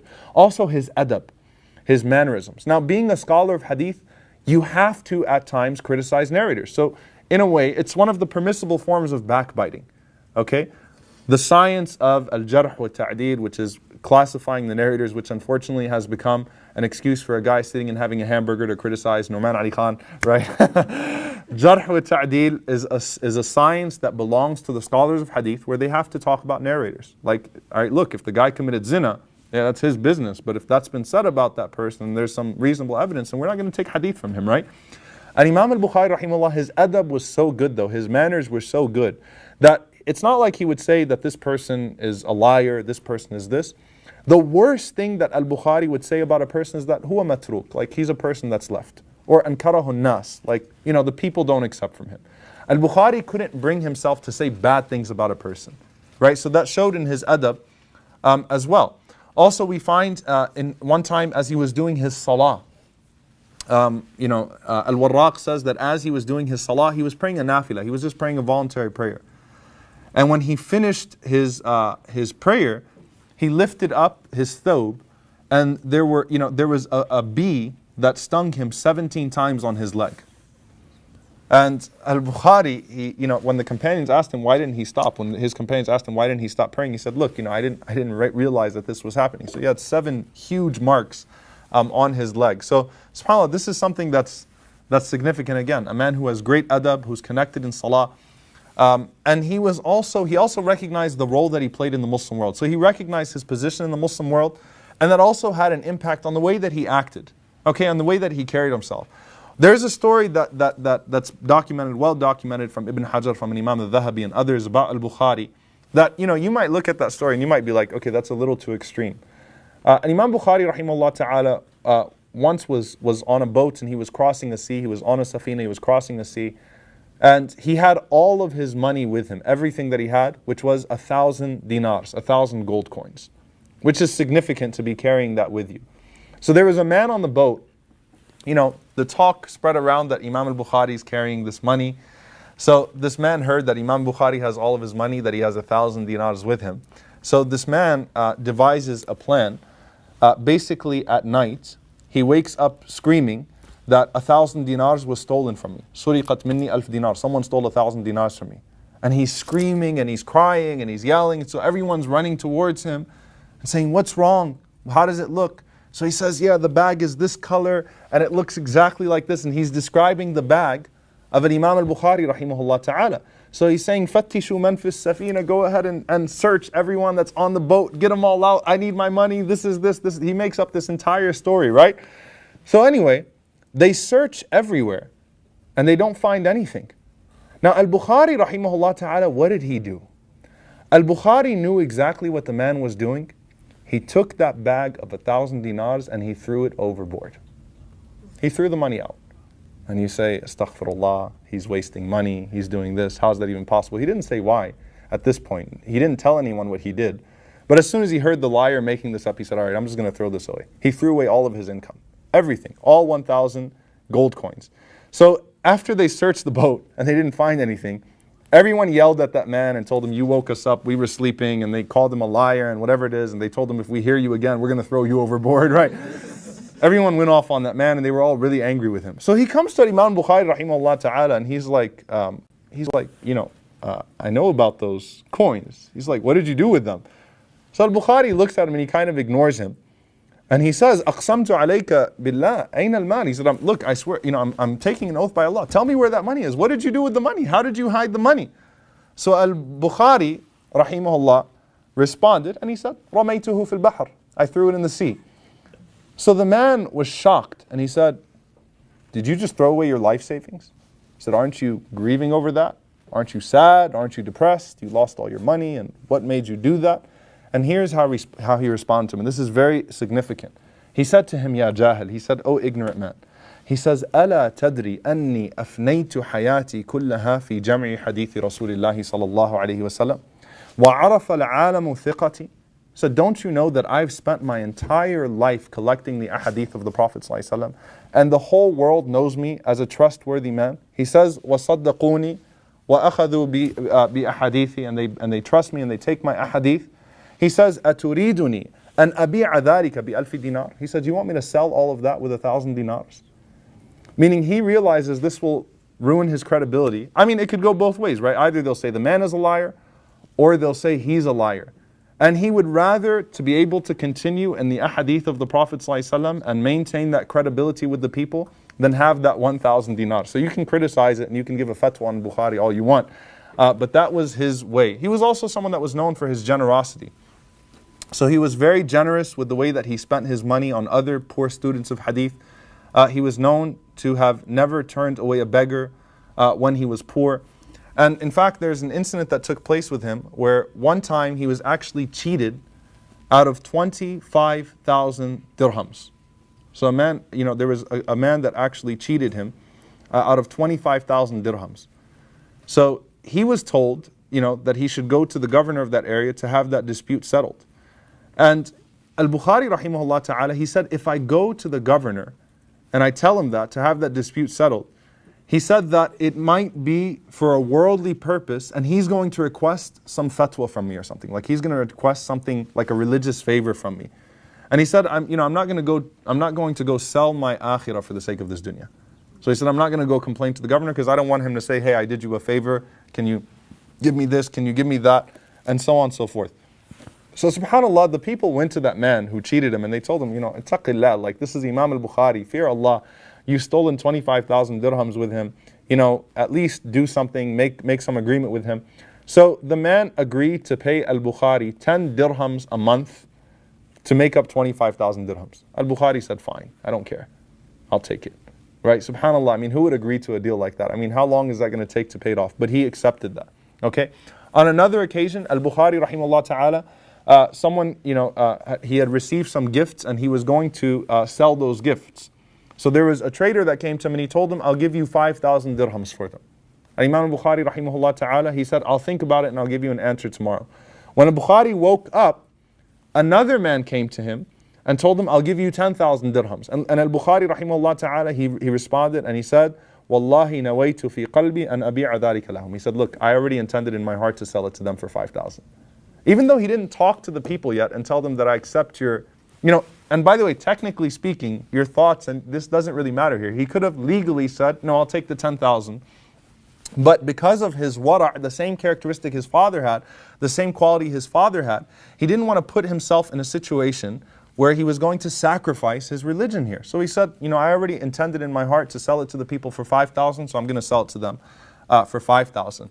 And he would quote his father's words about how his father used to say, I don't know of a single dirham in my wealth that has any haram or any shubha, anything forbidden or any doubtful matter in it. And he used to say, وَأَنَا كَذَلِكَ لَا أَعْلَمُ فِي نَفْسِي إِلَّا هَذَا. And he said, and I, myself, I don't know of anything other for myself as well. So he was following in the footsteps of his father as well, and making sure that he didn't do anything that would cross the limits. And subhanAllah, that wara' was in everything. That was an attitude of caution that he did with everything. There's a funny story that's narrated, but subhanAllah, it's very significant. Imam Bukhari, rahimahullah, he had a student that was blind by the name of Abu Ma'shar. And Abu Ma'shar, stayed with al-Bukhari for a very long time. And so one day after a lecture, Imam Bukhari, rahimahullah ta'ala, he called, and he had thousands of students. He said, Abu Ma'shar, I want to speak to you. He called for him for a personal meeting. So Abu Ma'shar was excited, and he said, Labbayka ya Sayyidi, here I come. He's like, yeah, whatever, anything you want. He's kind of, he's proud that al-Bukhari actually knows his name and recognized him and told him, I want to talk to you personally. So al-Bukhari waits for everyone to leave the masjid, and he says, I just want to ask your forgiveness. Abu Ma'shar says, for what? Ya Sayyidi, what did you do? And listen to what al-Bukhari says. He said, one time I was narrating a hadith, and I noticed that you were enjoying it so much that you were dancing. تُحَرِّكُ رَأْسَكَ وَيَدِكَ. Meaning, when someone's going, right? So he said that you were enjoying the hadith so much that you were just, he's blind. Abu Ma'shar's blind. Abu Ma'shar's just going, and he's even moving his hands and those types of things. So the other students were noticing. And al-Bukhari, he said, فَتَبَسَّمْتُ فِي نَفْسِي. He said, I just smiled. And he said, I'm afraid that was ghibah, that was backbiting. He said, فَسَامِحْنِي. I'm seeking your forgiveness. SubhanAllah. Even then, just because I smiled, the blind man, and that's really, if you want to take practical lessons, you can't memorize 70,000 hadith, but that's something that we can take. That to him worried him about being a crime of ghibah, that he just smiled as this blind man was enjoying the hadith of the Prophet ﷺ. And he's asking him, begging him for forgiveness. And Abu Ma'shar said, Anta fi hil yarhamuka rabbuk. He said, yes, oh my shaykh, don't worry about it. May Allah have mercy on you. That's why you sought my forgiveness. But to al-Bukhari, that was significant. So those are some of his personal qualities, his personal attributes. Just quickly, inshallah ta'ala, what else does he distinguish himself in? He's also a scholar of fiqh. He's also a scholar of jurisprudence. And it's very, very rare in history to find a person who's a scholar in hadith and a scholar of fiqh. There are very few people that could master multiple Islamic sciences. Right? There's a very famous saying that the fuqaha, the jurisprudence, the jurists, they used to say to the scholars of hadith that you are the pharmacists and we're the doctors. You guys write the prescriptions, we take the hadith and we learn how to apply them. There are very few people that could combine both of them. Like an Imam al-Shafi'i, like Imam Ahmad, who was a scholar, a hadith, a muhaddith scholar, a scholar of hadith, and a faqih as well, and a scholar of jurisprudence as well. And Imam Hassan al-Basri, rahimahullah ta'ala, also falls into that category. And so this is something that al-Bukhari has. He's a scholar of fiqh, he has his own set of fiqh rulings, and at the same time he collects his ahadith. So an Imam al-Bukhari, rahimahullah ta'ala, and I realize the madhahib, the schools of thought were still being developed at that time. And Imam al-Bukhari is considered sahibu madhab. He's considered as being someone who has his own school of thought. He is sahibu madhab because he did not follow any madhab strictly. Okay? Ibn al-Qayyim rahimahullah ta'ala, he says he was a Hanbali. That's because Ibn al-Qayyim is a Hanbali. And Imam al-Subki, who's a Shafi'i, says he was a Shafi'i. And Imam ibn Hajar says, well, he leaned towards being Shafi'i because Imam ibn Hajar is a Shafi'i. So people have tried to claim him, but at the end of the day, like Imam al-Dhahabi rahimahullah says, look, you really can't box him into a madhab. The man was a madhab in and of himself. He was a school of thought in and of himself. He mastered both fiqh and hadith. And in fact, he followed the tradition of Imam Ahmad rahimahullah and Imam Malik, which is that when he wants to make a fiqh point, he just collects all the ahadith about that point, he titles it a certain way, and he puts out a juz of hadith. So for example, Imam al-Bukhari wanted to prove rafa' yadayn in salah. So he goes and he collects 176 ahadith on Rafa' Yadain and he puts it out, Juz Rafa' Yadain. That's how he proves his point, right? In his mind, okay? So that's how he used to function, and that was similar to the way Imam Ahmad functioned, that was similar to the way Imam Malik functioned, because Imam Malik, when he compiled Al-Muwatta, right, his book, it's categorized in a way that he's making points, even though it's really mostly just ahadith. He's categorized it that way. So Imam al-Bukhari, even in Sahih al-Bukhari, his titles of his books in Sahih al-Bukhari are often fiqh conclusions, right? He writes his conclusion, and now he's going to list out all of the ahadith that fulfill that. Now, his approach to fiqh, and this is just something that's traditional when it comes to people of hadith, is quite literalist. Okay, so he takes a pretty literal approach to fiqh, a pretty zahiri approach to fiqh, which is very expected of a person of hadith, right? They don't really go into context that much. And so that's what he does in that regard as well. As far as his students are concerned, subhanAllah, some of his teachers became his students. So Al-Imam Ad-Darimi, rahimahullah ta'ala, who was a teacher of Al-Bukhari, became a student of Al-Bukhari as well. And when Al-Imam Al-Bukhari settled in the year 250 in Naysabur, he met his greatest student. Who do you guys think that is? His greatest student. What's the second book after Al-Bukhari? Sahih Muslim. Imam Muslim, rahimahullah ta'ala. His greatest student was Imam Muslim ibn al-Hajjaj. Not the famous Hajjaj. His father's name was al-Hajjaj. Imam Muslim ibn al-Hajjaj became a student of Al-Bukhari when he settled in Naysabur. And subhanAllah, he loved Imam al-Bukhari. He became his greatest disciple. And that's why Sahih Muslim is second only in history to Sahih al-Bukhari. Okay? And subhanAllah, Imam Muslim, rahimahullah ta'ala, it's not like he just authored Sahih Muslim and did everything Imam al-Bukhari did. Imam Muslim tried to go to the teachers of Imam al-Bukhari and also compile those ahadith with the shortest chains possible to have the strongest authenticity. And there's a collection called Al-Lu'lu' wal-Marjan. Al-Lu'lu' wal-Marjan, which is pearls and jewels. And those are the ahadith that Imam al-Bukhari and Imam Muslim agreed upon. And those are the absolute most authentic ahadith, obviously, if they both narrated those ahadith. So Imam Bukhari, rahimahullah, that's his greatest student, but he had 90,000 students. There are 90,000 students that can be traced to Imam al-Bukhari. You have Imam Muslim, you have Imam al-Tirmidhi, Abu Isa al-Tirmidhi, who was the first one to put the grading system, a more complex grading system to hadith. You have an Imam al-Nasa'i. You have the two Razis, Abu Zur'a al-Razi and Abu Hatim al-Razi. You have an Imam Ibn Khuzaymah, who also authors a Sahih. Essentially, all of the great scholars of hadith after Imam Bukhari are his students, right? They all surrounded him and they all became his students. And and all of them testified that this was the most knowledgeable teacher that they ever met. Imam Muslim said, I've studied with scholars of hadith, I've studied with the teachers of Al-Bukhari, no one like him. Ibn Khuzaymah said, there is no one that has ever walked the face of the earth more knowledgeable in hadith than Muhammad ibn Ismail. So every prominent hadith scholar said something about him. Now I want to answer a common, Orientalist notion that's put out there. Al-Bukhari is 200 years after the Prophet ﷺ. Ahadith were not collected until Imam al-Bukhari came around. How can we know of their authenticity? Actually, ahadith were collected well before Imam al-Bukhari, even in the time of the Prophet ﷺ. Abdullah bin Amr bin As radiallahu anhu wrote with the permission of the Prophet ﷺ close to 1,000 ahadith, as-Sahifa as-Sadiqa, what's known as the Sahifa as-Sadiqa. Abdullah ibn Abbas used to write ahadith. Abdullah ibn Mas'ud, his son Abdurrahman, used to write ahadith. Umar ibn Abdul Aziz collected ahadith in his time.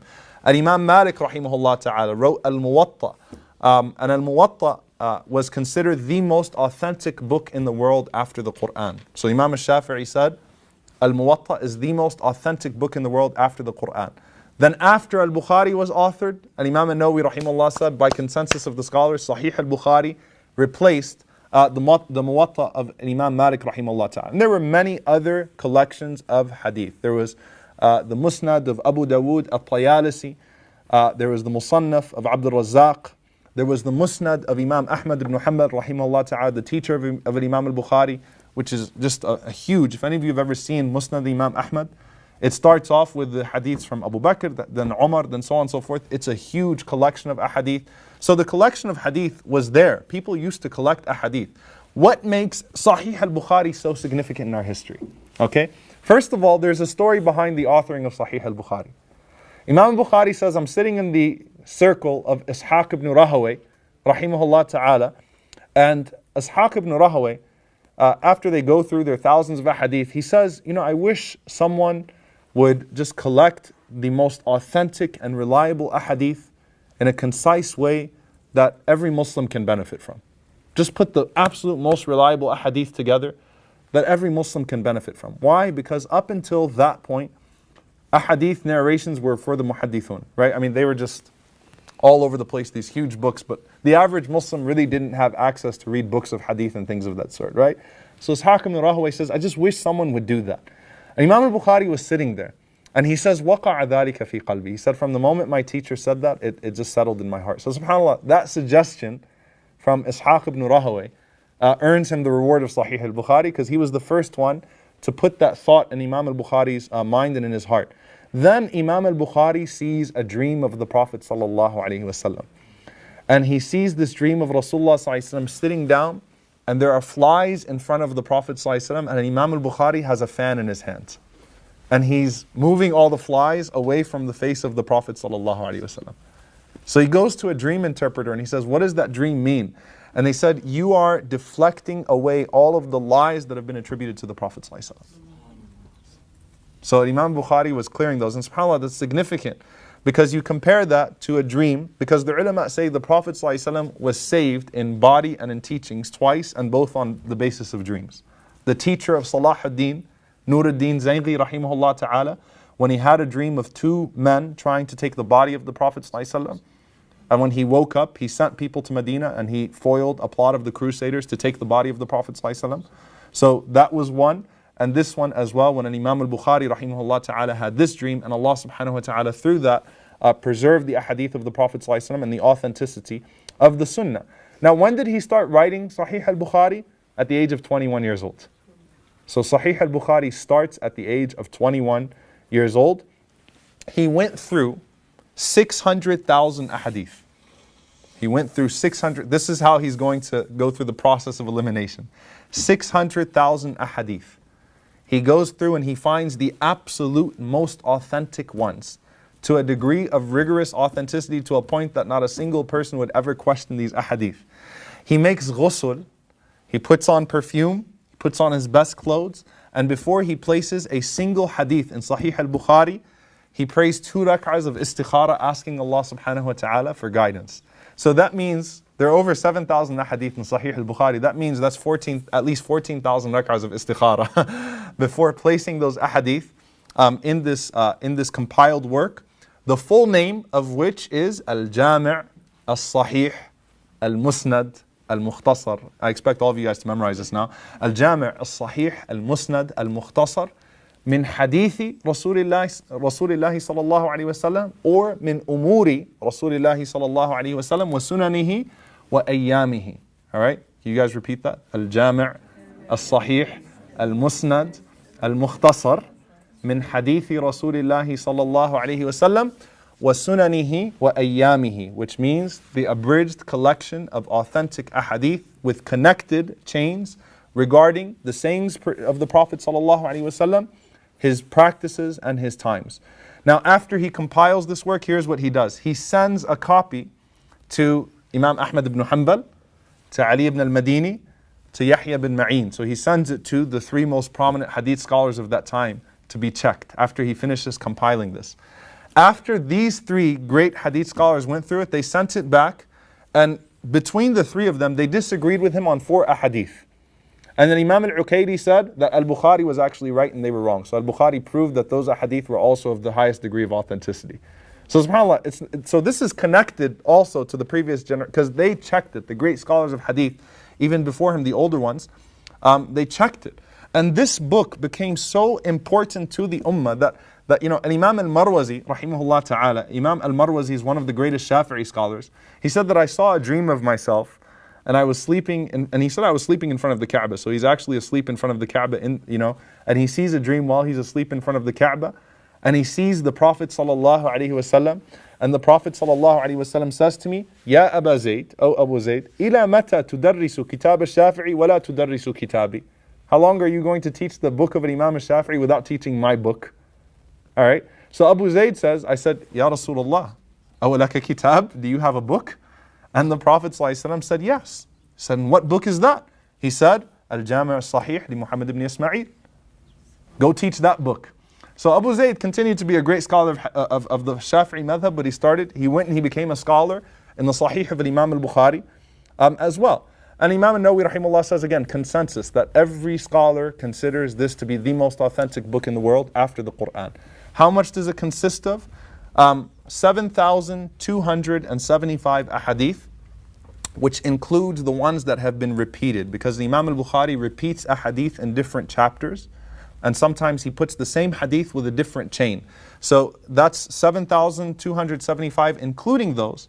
Then after you exclude the repetitions, it's about 2,353 ahadith. And then you add, he also has some narrations from the companions, about 160 narrations from the companions.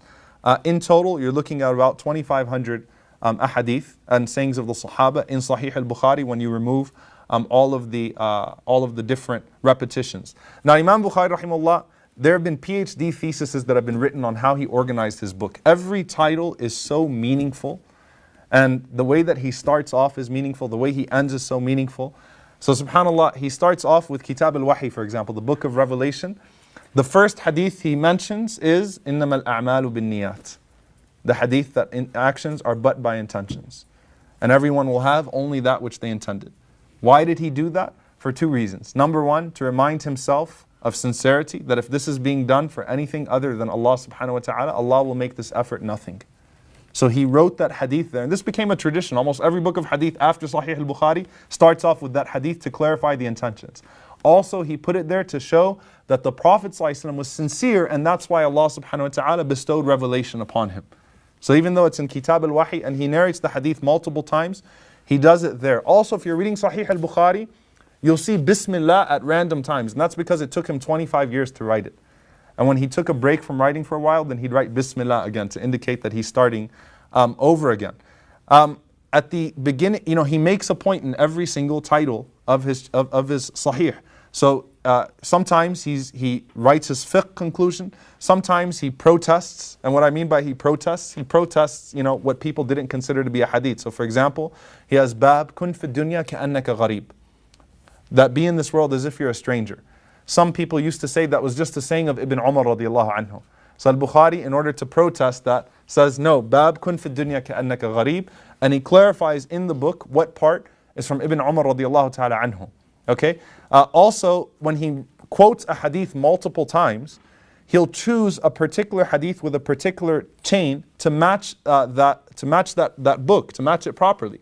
So, for example, in Kitab al-Wahi, in the book of Revelation, he uses the hadith إِنَّمَا الْأَعْمَالُ بِالنِّيَّاتِ, but he uses the best person from Quraysh because it's in Revelation, so it's Mecca period. So he wants to have someone that's from Mecca, that's in that particular chain, and who's Qurayshi to represent that hadith in that particular spot. Then when he gets to the Madani parts, when he narrates a hadith that's in Medina, or talks about a chapter in Medina, he'll use Madani narrators in that sense, right? So subhanAllah, it's a science in and of itself, how he titles his different books, and how he makes his points, and it's brilliant, subhanAllah. So right now, if you study, for example, the second book, which is Kitab al-Iman, the book of faith, Imam al-Bukhari wanted to make a point that faith includes al-qawl wal-fi'l, words and actions.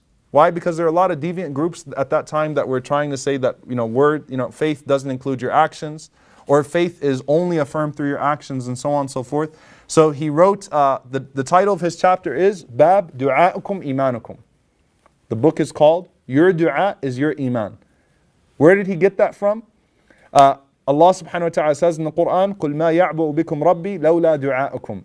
Say that your Lord would have nothing to do with you had it not been for your du'a, for your supplication. And Ibn Abbas radiallahu anhu says here, du'a'ukum means imanukum. Du'a'ukum means your faith.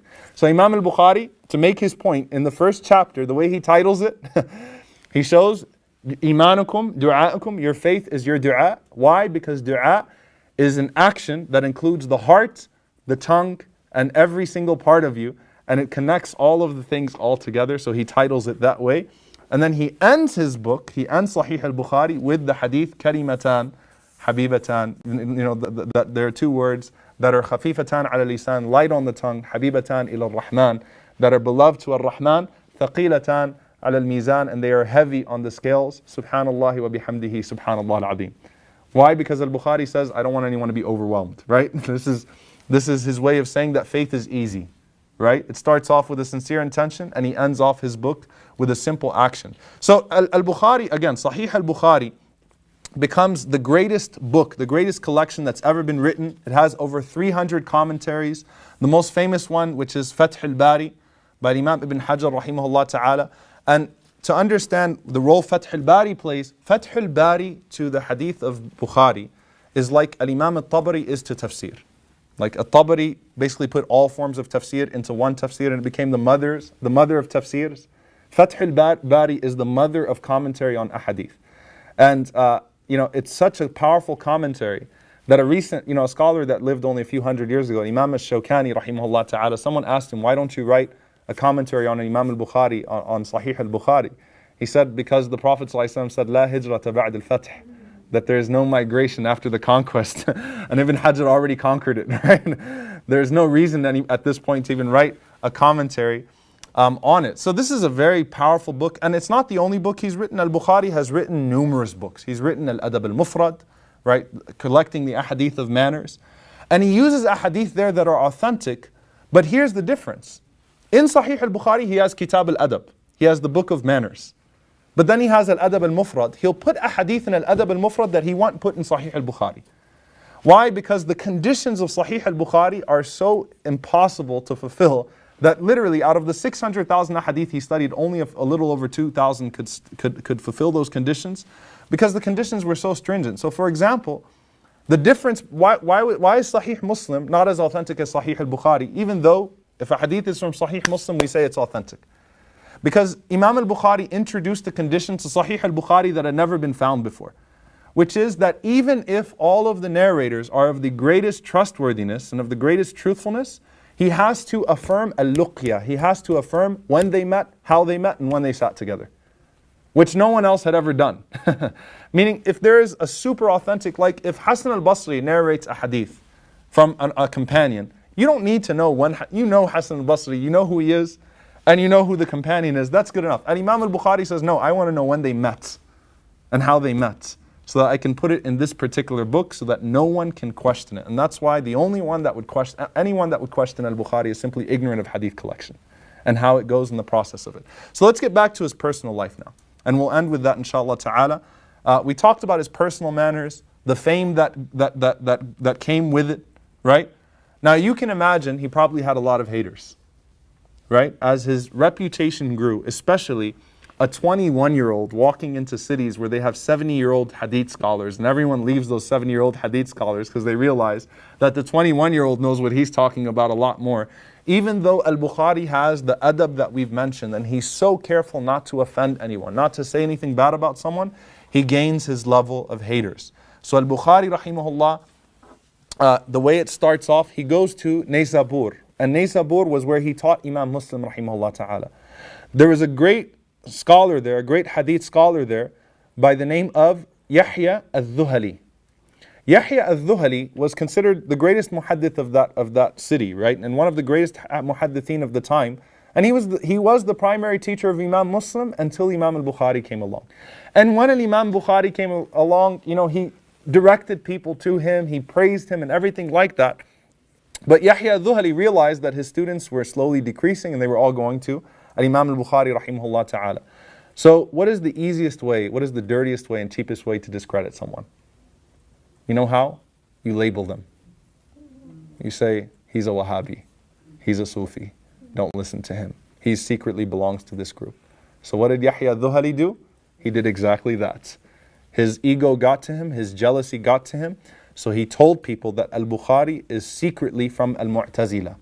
And al-Mu'tazila, this was the group that tortured Imam Ahmad rahimahullah ta'ala. And Imam Ahmad had just passed away at this point. So they were extremely unpopular. I mean, their da'wah was ruined because of Imam Ahmad. He fought it till the end. And they said that the Quran is a creation, it's not the speech of Allah subhanahu wa ta'ala, because they denied Allah's speech, right? So Yahya al-Dhuhali said, I heard al-Bukhari says that Allah doesn't speak, that the Quran is a creation of Allah. He spread that rumor. So there were two implications of that. One of them, that al-Bukhari secretly belonged to a deviant group. Secondly, there was this mistrust that he was secretly trying to spread that da'wah. that he was going to take over the city and then he was going to lead you all astray. SubhanAllah, these dirty tactics, they existed even then as well. And unfortunately, Yahya al-Dhuhali succeeded in turning the people of Naysabur against Imam al-Bukhari rahimahullah ta'ala. Imam Muslim rahimahullah, who was a student of Imam al-Bukhari and a student of Yahya al-Dhuhali, he had 10 volumes of hadith that he'd written from Yahya al-Dhuhali. He sent them all back to him and said, I will never take hadith from a man like you. He did away with everything. Now look at the adab of Imam al-Bukhari rahimahullah. Imam al-Bukhari kept a narration from Yahya al-Dhuhali that's substantiated by other narrators. So it's a hadith that's narrated by others, just to show that the integrity of knowledge is before everything else. So if he says something correct, you still take it. Even though he slandered me, even though he caused all this fitna for me, Imam al-Bukhari rahimahullah still kept his name in a hadith chain, but he didn't put his name, he put Muhammad, and everyone knew who Muhammad was. Okay? To represent Yahya al-Dhuhali. So al-Bukhari rahimahullah ta'ala, at this point, he goes back to Bukhara now. He's 60 years old. Now here's the thing. Al-Dhahabi says, Imam al-Dhahabi says, that had al-Dhuhali not slandered al-Bukhari, he would have been one of the most famous scholars alive. That's why he discredited himself. Right? He would have been one of the most famous scholars in history. But he ruined himself by slandering. Al-Bukhari goes back to his hometown of Bukhara, and people receive him well, and everything is like, okay, you're back home, alhamdulillah, this legend of ours that left 40 years ago and that's gone around the world and become the most famous person in the Muslim world, come back to your city of Bukhara and so on and so forth. The governor puts on a reception for him, and the governor, whose name is Khalid al-Dhuhali, he's not related to Yahya al-Dhuhali, his name's Khalid al-Dhuhali, he tells al-Bukhari, I want you to come teach me and my kids hadith in our house. Imam Bukhari said, nope. You want to learn hadith, you come to the masjid. And he said, wait, but I just want you to come teach me and I'll pay you well, just come teach me and my kids hadith in the house. He said, no. He said, you want to learn hadith, you come to the masjid. Then he said, fine, well, can I have a particular section in the masjid for me and my family? Imam al-Bukhari said, if you want to learn hadith, you have to sit in the circle of hadith. Khalid al-Dhuhali, he threatened him. And then Imam al-Bukhari, rahimahullah ta'ala, he said that I will never sell ilm for my own integrity, like for my own personal gain. So whatever you do, Allah al-Musta'an, Allah subhanahu wa ta'ala will protect me. Go ahead and do what you're going to do. If you want to learn hadith, you come to the masjid just like everyone else. Khalid al-Dhuhali now starts to slander him as well. What does he do? He spreads the old rumor now that was spread by Yahya al-Dhuhali that he secretly belongs to al-Mu'tazila. And then what he does is he starts to pass fake fatwas in the name of an Imam al-Bukhari to make a mockery of him. And subhanAllah, this is especially significant in our day and age, like with the internet, because it's so frequent that, it'll show up on Yahoo News or something like that this sheikh, who's a really famous scholar in the Middle East, and I'm not referring to a particular incident, I'm really not, because sometimes it turns out to be true, unfortunately. But many times, like this sheikh gave this fatwa, and it's a mockery, and everyone circulates it and makes fun of the sheikh and so on and so forth. What did they do to al-Bukhari? The same thing. Al-Dhuhali, he goes to another sheikh, and this shows you that ego is there, by the name of Hurayth ibn Abi al-Warqa. And he says to Hurayth, listen, you start discrediting al-Bukhari, I'll put you in a position where you'll be the mufti of the city. You will replace al-Bukhari in the city. So what did they do? They started to spread false fatwa in the name of al-Bukhari and ridiculous fatwa. And so they made the first fatwa they spread that went viral. They said that al-Bukhari says that if you drink the milk of a sheep, then that sheep is mahram to you. Right? Because like the breastfeeding rules, so they said al-Bukhari is ridiculous. He says that the rules of rida'a actually apply to sheep as well and goats as well. So they spread that rumor about him. And so people started to say, Sami'tum, did you guys hear akhir fatwa al-Bukhari, the last fatwa that al-Bukhari gave? And they'd laugh about it and they'd mock him and so on and so forth. So they hurt al-Bukhari, they slandered him. And al-Bukhari rahimahullah ta'ala, at this point, they spread a fatwa about him that was so bad. He's sitting in the masjid in Bukhara, he's 60 years old, and a group of young men walk in and they say, did you give this fatwa? And before he could even answer, they jumped on him and started to beat him. So this great alim, the greatest scholar in the world, is bloodied up and bruised up, and his credibility is lost. And he's so depressed about that he says, you know what, I'm leaving you people. And he made a dua against them. And subhanAllah, that's permissible to do, right? Against those who wrong you. He actually made a dua against them. He said, Allahumma antaqim minhum. He said, oh Allah, avenge me for what they've done, And he says, Allahumma arihim ma qasaduni bihi fi anfusihim wa awladihim wa ahlihim. That's a powerful dua, which is basically, turn it back on them and their families and everything they accuse me of, put it back on them and their children and their families. Ibn Kathir rahimahullah, he says that Al-Bukhari, when he left Bukhara, the very next year, Khalid al-Dhuhali got caught with corruption. And the Khalifa sent an order to the people to not only kill him, they tied him to the back of a donkey. Man adali waliya faqad adantu bil harb. Don't mess with the awliya of Allah.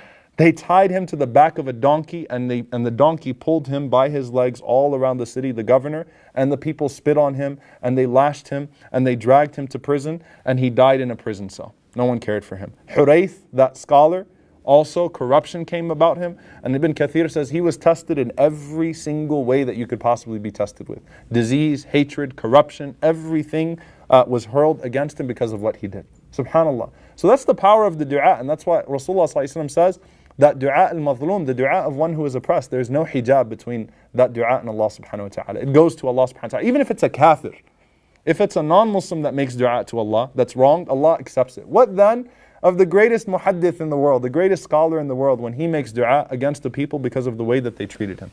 So Al-Bukhari makes his way out of Bukhara, and he's called by the people of Samarkand. Samarkand, remember the people that put out 400 muhaddithun and he passed that test with flying colors? They say, come to Samarkand, we'll treat you well. But now those 400 hadith scholars, it was cool when he came here and we tested him, but wait a minute, he's going to come here and he's going to do away with some of us as well. So some of the hadith scholars as well in Samarkand started to spread rumors about him. And when Al-Bukhari heard that there was fitna going on in Samarkand, before he even got there, he said, I don't want to deal with that again. So he went to a small, tiny town called Khartanak. Khartanak, he had a few relatives there. It was on the outskirts of Bukhara. It was between Bukhara and Samarkand, just kind of alone. I mean, he's so disgusted with the way he's been treated by these different people. And this is very significant. SubhanAllah, this man, who's an ayah of Allah subhanahu wa ta'ala, a sign of Allah subhanahu wa ta'ala. I mean, one of the most fascinating human beings that's ever walked the face of the earth. And he was rejected and turned away by the people. And bad things started to happen to those cities, by the way, when they did that to him. And Imam Bukhari, rahimahullah, just went to Khartanak, and in his last year, when he's 62 years old, he spends Ramadan just with some of his relatives in Khartanak. And Abdul Quddus ibn Abdul Jabbar, he says that I heard him in the last 10 nights of Ramadan making dua. And he says, Allahumma qad daqat alayya al-ardu bima rahubat, faqbidni ilayk. That, oh Allah, the earth, though it's expansive, it's suffocating me. I mean, the people, I'm being rejected from all sides. I'm being turned away from all of these cities. Again, the name calling, the slandering, the labels, right, that people that are low have to resort to. And they think they'll crush his legacy and they'll have a legacy instead. But instead, they have no legacy. And it only further helps us appreciate this man al-Bukhari. And remember, this is the man who narrates in the very beginning of his book, إِنَّمَا الْأَعْمَالُ بِالنِّيَّاتِ, that actions are but by intention. So if this is sincere, Allah subhanahu wa ta'ala will accept. And also what? That when Allah subhanahu wa ta'ala, inna Allah idha habba qawman, when Allah subhanahu wa ta'ala loves a people, ibtalahum, Allah tests them. He has full faith in Allah subhanahu wa ta'ala. He says, oh Allah, the world is rejecting me, the earth is constricting, so take my soul, accept me, take me back to you. And he makes a dua as well on the last night of Ramadan, and listen to what he says. He says, Allahumma tawaffani ilayka ghayra maftun. Oh Allah, take me back to you, let me leave this world without being maftun. Like, I don't want to be involved in fitna, I don't want to be involved in these tests and trials. Khalas, I don't want anything to do with these things. And I don't want to be tested in a severe way. Khalas, it is what it is, it's done. Now, when Al-Bukhari makes that dua, look at how Allah accepts this dua. Ramadan finishes. And when I say Ramadan finishes, I mean the night of the adhan of Maghrib. Al-Bukhari is about to set out the night of the adhan of Maghrib, the last night of Ramadan. Ramadan has just ended. It's Laylatul Eid, it's the night of Eid. He just finished his Ramadan. He's about to get on a camel to leave. And as he's about to get on that camel, he suddenly says that I'm feeling weak, I can't get on the camel. They said, what do you mean? You look fine. He says, I just feel weak right now. And he started to vomit, and he started to sweat. He developed a fever, and he died literally right after Ramadan finished. subhanallah, as he was about to make his way to Samarkand and to give it another shot. Shunned by people, rejected by people, just with a few relatives around him, this man passes away. And subhanallah, this is very significant because his brother saw a dream that night. And his brother saw a dream of the Prophet ﷺ standing with some of the Sahaba, and the Prophet ﷺ was waiting. Like the Prophet ﷺ, the Sahaba are trying to move and the Prophet ﷺ is waiting. And so his brother says that the Sahaba said to the Prophet ﷺ, Man tantadirun, who are you waiting for? So the Prophet ﷺ responded, Nantadiru Aba Abdullah Muhammad ibn Ismail al-Bukhari. We're waiting for Muhammad ibn Ismail al-Bukhari. We're waiting for Imam Bukhari. That's the night before he passed away. And Imam al-Bukhari rahimahullah ta'ala, he leaves this world, he passes away on that night, and that was Shawwal, the first day of Shawwal, in the year 256 after Hijrah, at the age of 62 years old. Now subhanallah, when the people of Samarkand heard that he died and they heard that he was going to make their way to them, they came and they took his body and they brought him to Samarkand and they prayed janazah on him after Eid al-Fitr in the thousands. One of the largest janazahs in Islamic history. So subhanAllah, even though the people tried to turn him away, his janazah is one of the largest in Islamic history. And when they went to open his grave, which is now modern day Uzbekistan, still the grave of Imam Bukhari, there are unfortunately a lot of rituals there too as well. But when they went to open his grave, they had a strong scent there, a strong scent of musk that was there. Until today, that scent is there. Until today, the grave of Imam Bukhari rahimahullah has a strong scent to it. And this is, Imam al-Dhahabi rahimahullah says, he actually quotes all of the years that people went to visit and they documented the scent is still there. The smell is still there. The smell is still there. This man that defended the Prophet ﷺ, that left behind, and just think about it. The Prophet ﷺ said that one of the things that a person leaves behind that benefits them is ilmun yuntafa'u bihi, knowledge that benefits the people. At what moment on earth is a person not narrating a hadith of al-Bukhari, Imam al-Bukhari rahimahullah ta'ala? At what point in earth is a person not saying Rawahu al-Bukhari, a scholar or a regular person or so on and so forth? This is the greatest legacy that has been left behind of knowledge after the Prophet ﷺ and his companions. And when al-Bukhari passed away, you remember that dream he had when he was a kid, putting his foot in the footsteps of the Prophet ﷺ? Muhammad ibn Abi Hatim had the same dream.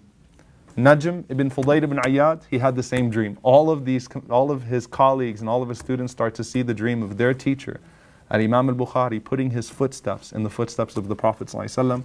This time he follows him. نحسبه كذلك. We hope that that's the case into al-Jannah, into the ranks of al-Iliyin, those that are held in high rank. And we ask Allah subhanahu wa ta'ala to have mercy upon him, to accept everything that he's done for the sake of Allah subhanahu wa ta'ala, to accept all of his effort for us, and we ask Allah subhanahu wa ta'ala to accept his sincerity, and to make this a legacy that we can benefit from inshallah ta'ala, and that we can continue with bi'idhnillahi ta'ala.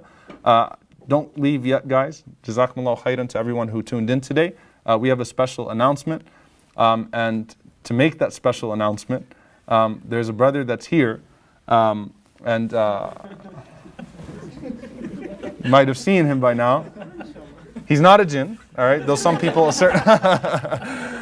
I'm going to hand it over to Ustad Umar Ali Khan, inshallah, to make an announcement. Barakallahu feekum, jazakumullahu khairan for attending. Assalamu alaikum wa rahmatullahi wa barakatuh. Don't look at my notes. I will probably look at your notes. Assalamu alaikum, everyone. Bismillah wa salatu wa salamu ala rasulillah wa ala alihi wa sahbihi ajma'in, thumma amma ba'd. I'd like everybody here to know about a really exciting announcement that is really a new chapter in this story of Bayyinah that is opening tonight, inshallah ta'ala. I'd like to start with a small example that a friend of mine once gave. Imagine you have a person who wakes up in the morning and remembers nothing about what happened more than 2 days ago. So his entire memory is reduced to the last 48 hours. And if you have a person like that who can't remember anything more than 48 hours, it can be said pretty safely about such a person that they don't have any identity left. Because your identity is made up of your entire life memory. This is what makes you who you are. The Prophet ﷺ describes this entire ummah like one body. It's a famous hadith, you guys are familiar, right? And describing the entire ummah like one body is like describing the entire ummah like one person. And if a person doesn't remember anything except what happened a few days ago, then they have no identity. So if this ummah doesn't remember what happened in its history, then it could be safely said that this entire ummah has no sense of what? Of identity. So one of the things I realized in this work, as you guys know that our focus has been for a long time the Arabic language, and even that for the purpose of furthering an understanding of the Quran. But what the Quran does is it opens up and highlights which areas of knowledge deserve attention. And one of the core areas of knowledge that deserve like immeasurable amounts of attention is an understanding of history. History at large, and especially Islamic history. So alhamdulillah, thumma alhamdulillah, Sheikh Omar Suleiman, we're very proud, not only is he a part of Bayyinah, but actually he's the head of the history department at Bayyinah now. That's correct, Bayyinah now has a history department, inshallah ta'ala, which will be making several contributions with him and people that will be working with him and his team to help bring to light these lost treasures in our own history that can hope, and the more we hope to bring light to these subjects, the intention behind it is that we end up actually not discovering who these people are, but more than anything else, reaffirm our own identity. That's the purpose behind it. So I'd like everybody that's watching, you guys, to make lots and lots of dua for this new venture. And hopefully this is something, by looking back into our history, we hope that we bring light to our future, inshallah ta'ala. Make lots of dua for him in this new responsibility. For our Bayyinah TV family, you guys, if you are going to tune into Bayyinah TV, log in. You're going to see a history tab, and by Sunday, inshallah, you're going to see the first history course already posted on Bayyinah TV. I'll let you check it out what it is by yourselves. I'll leave it a surprise for now. Barakallahu li wa lakum. Assalamu alaikum. Thanks so very much for tuning in. All right.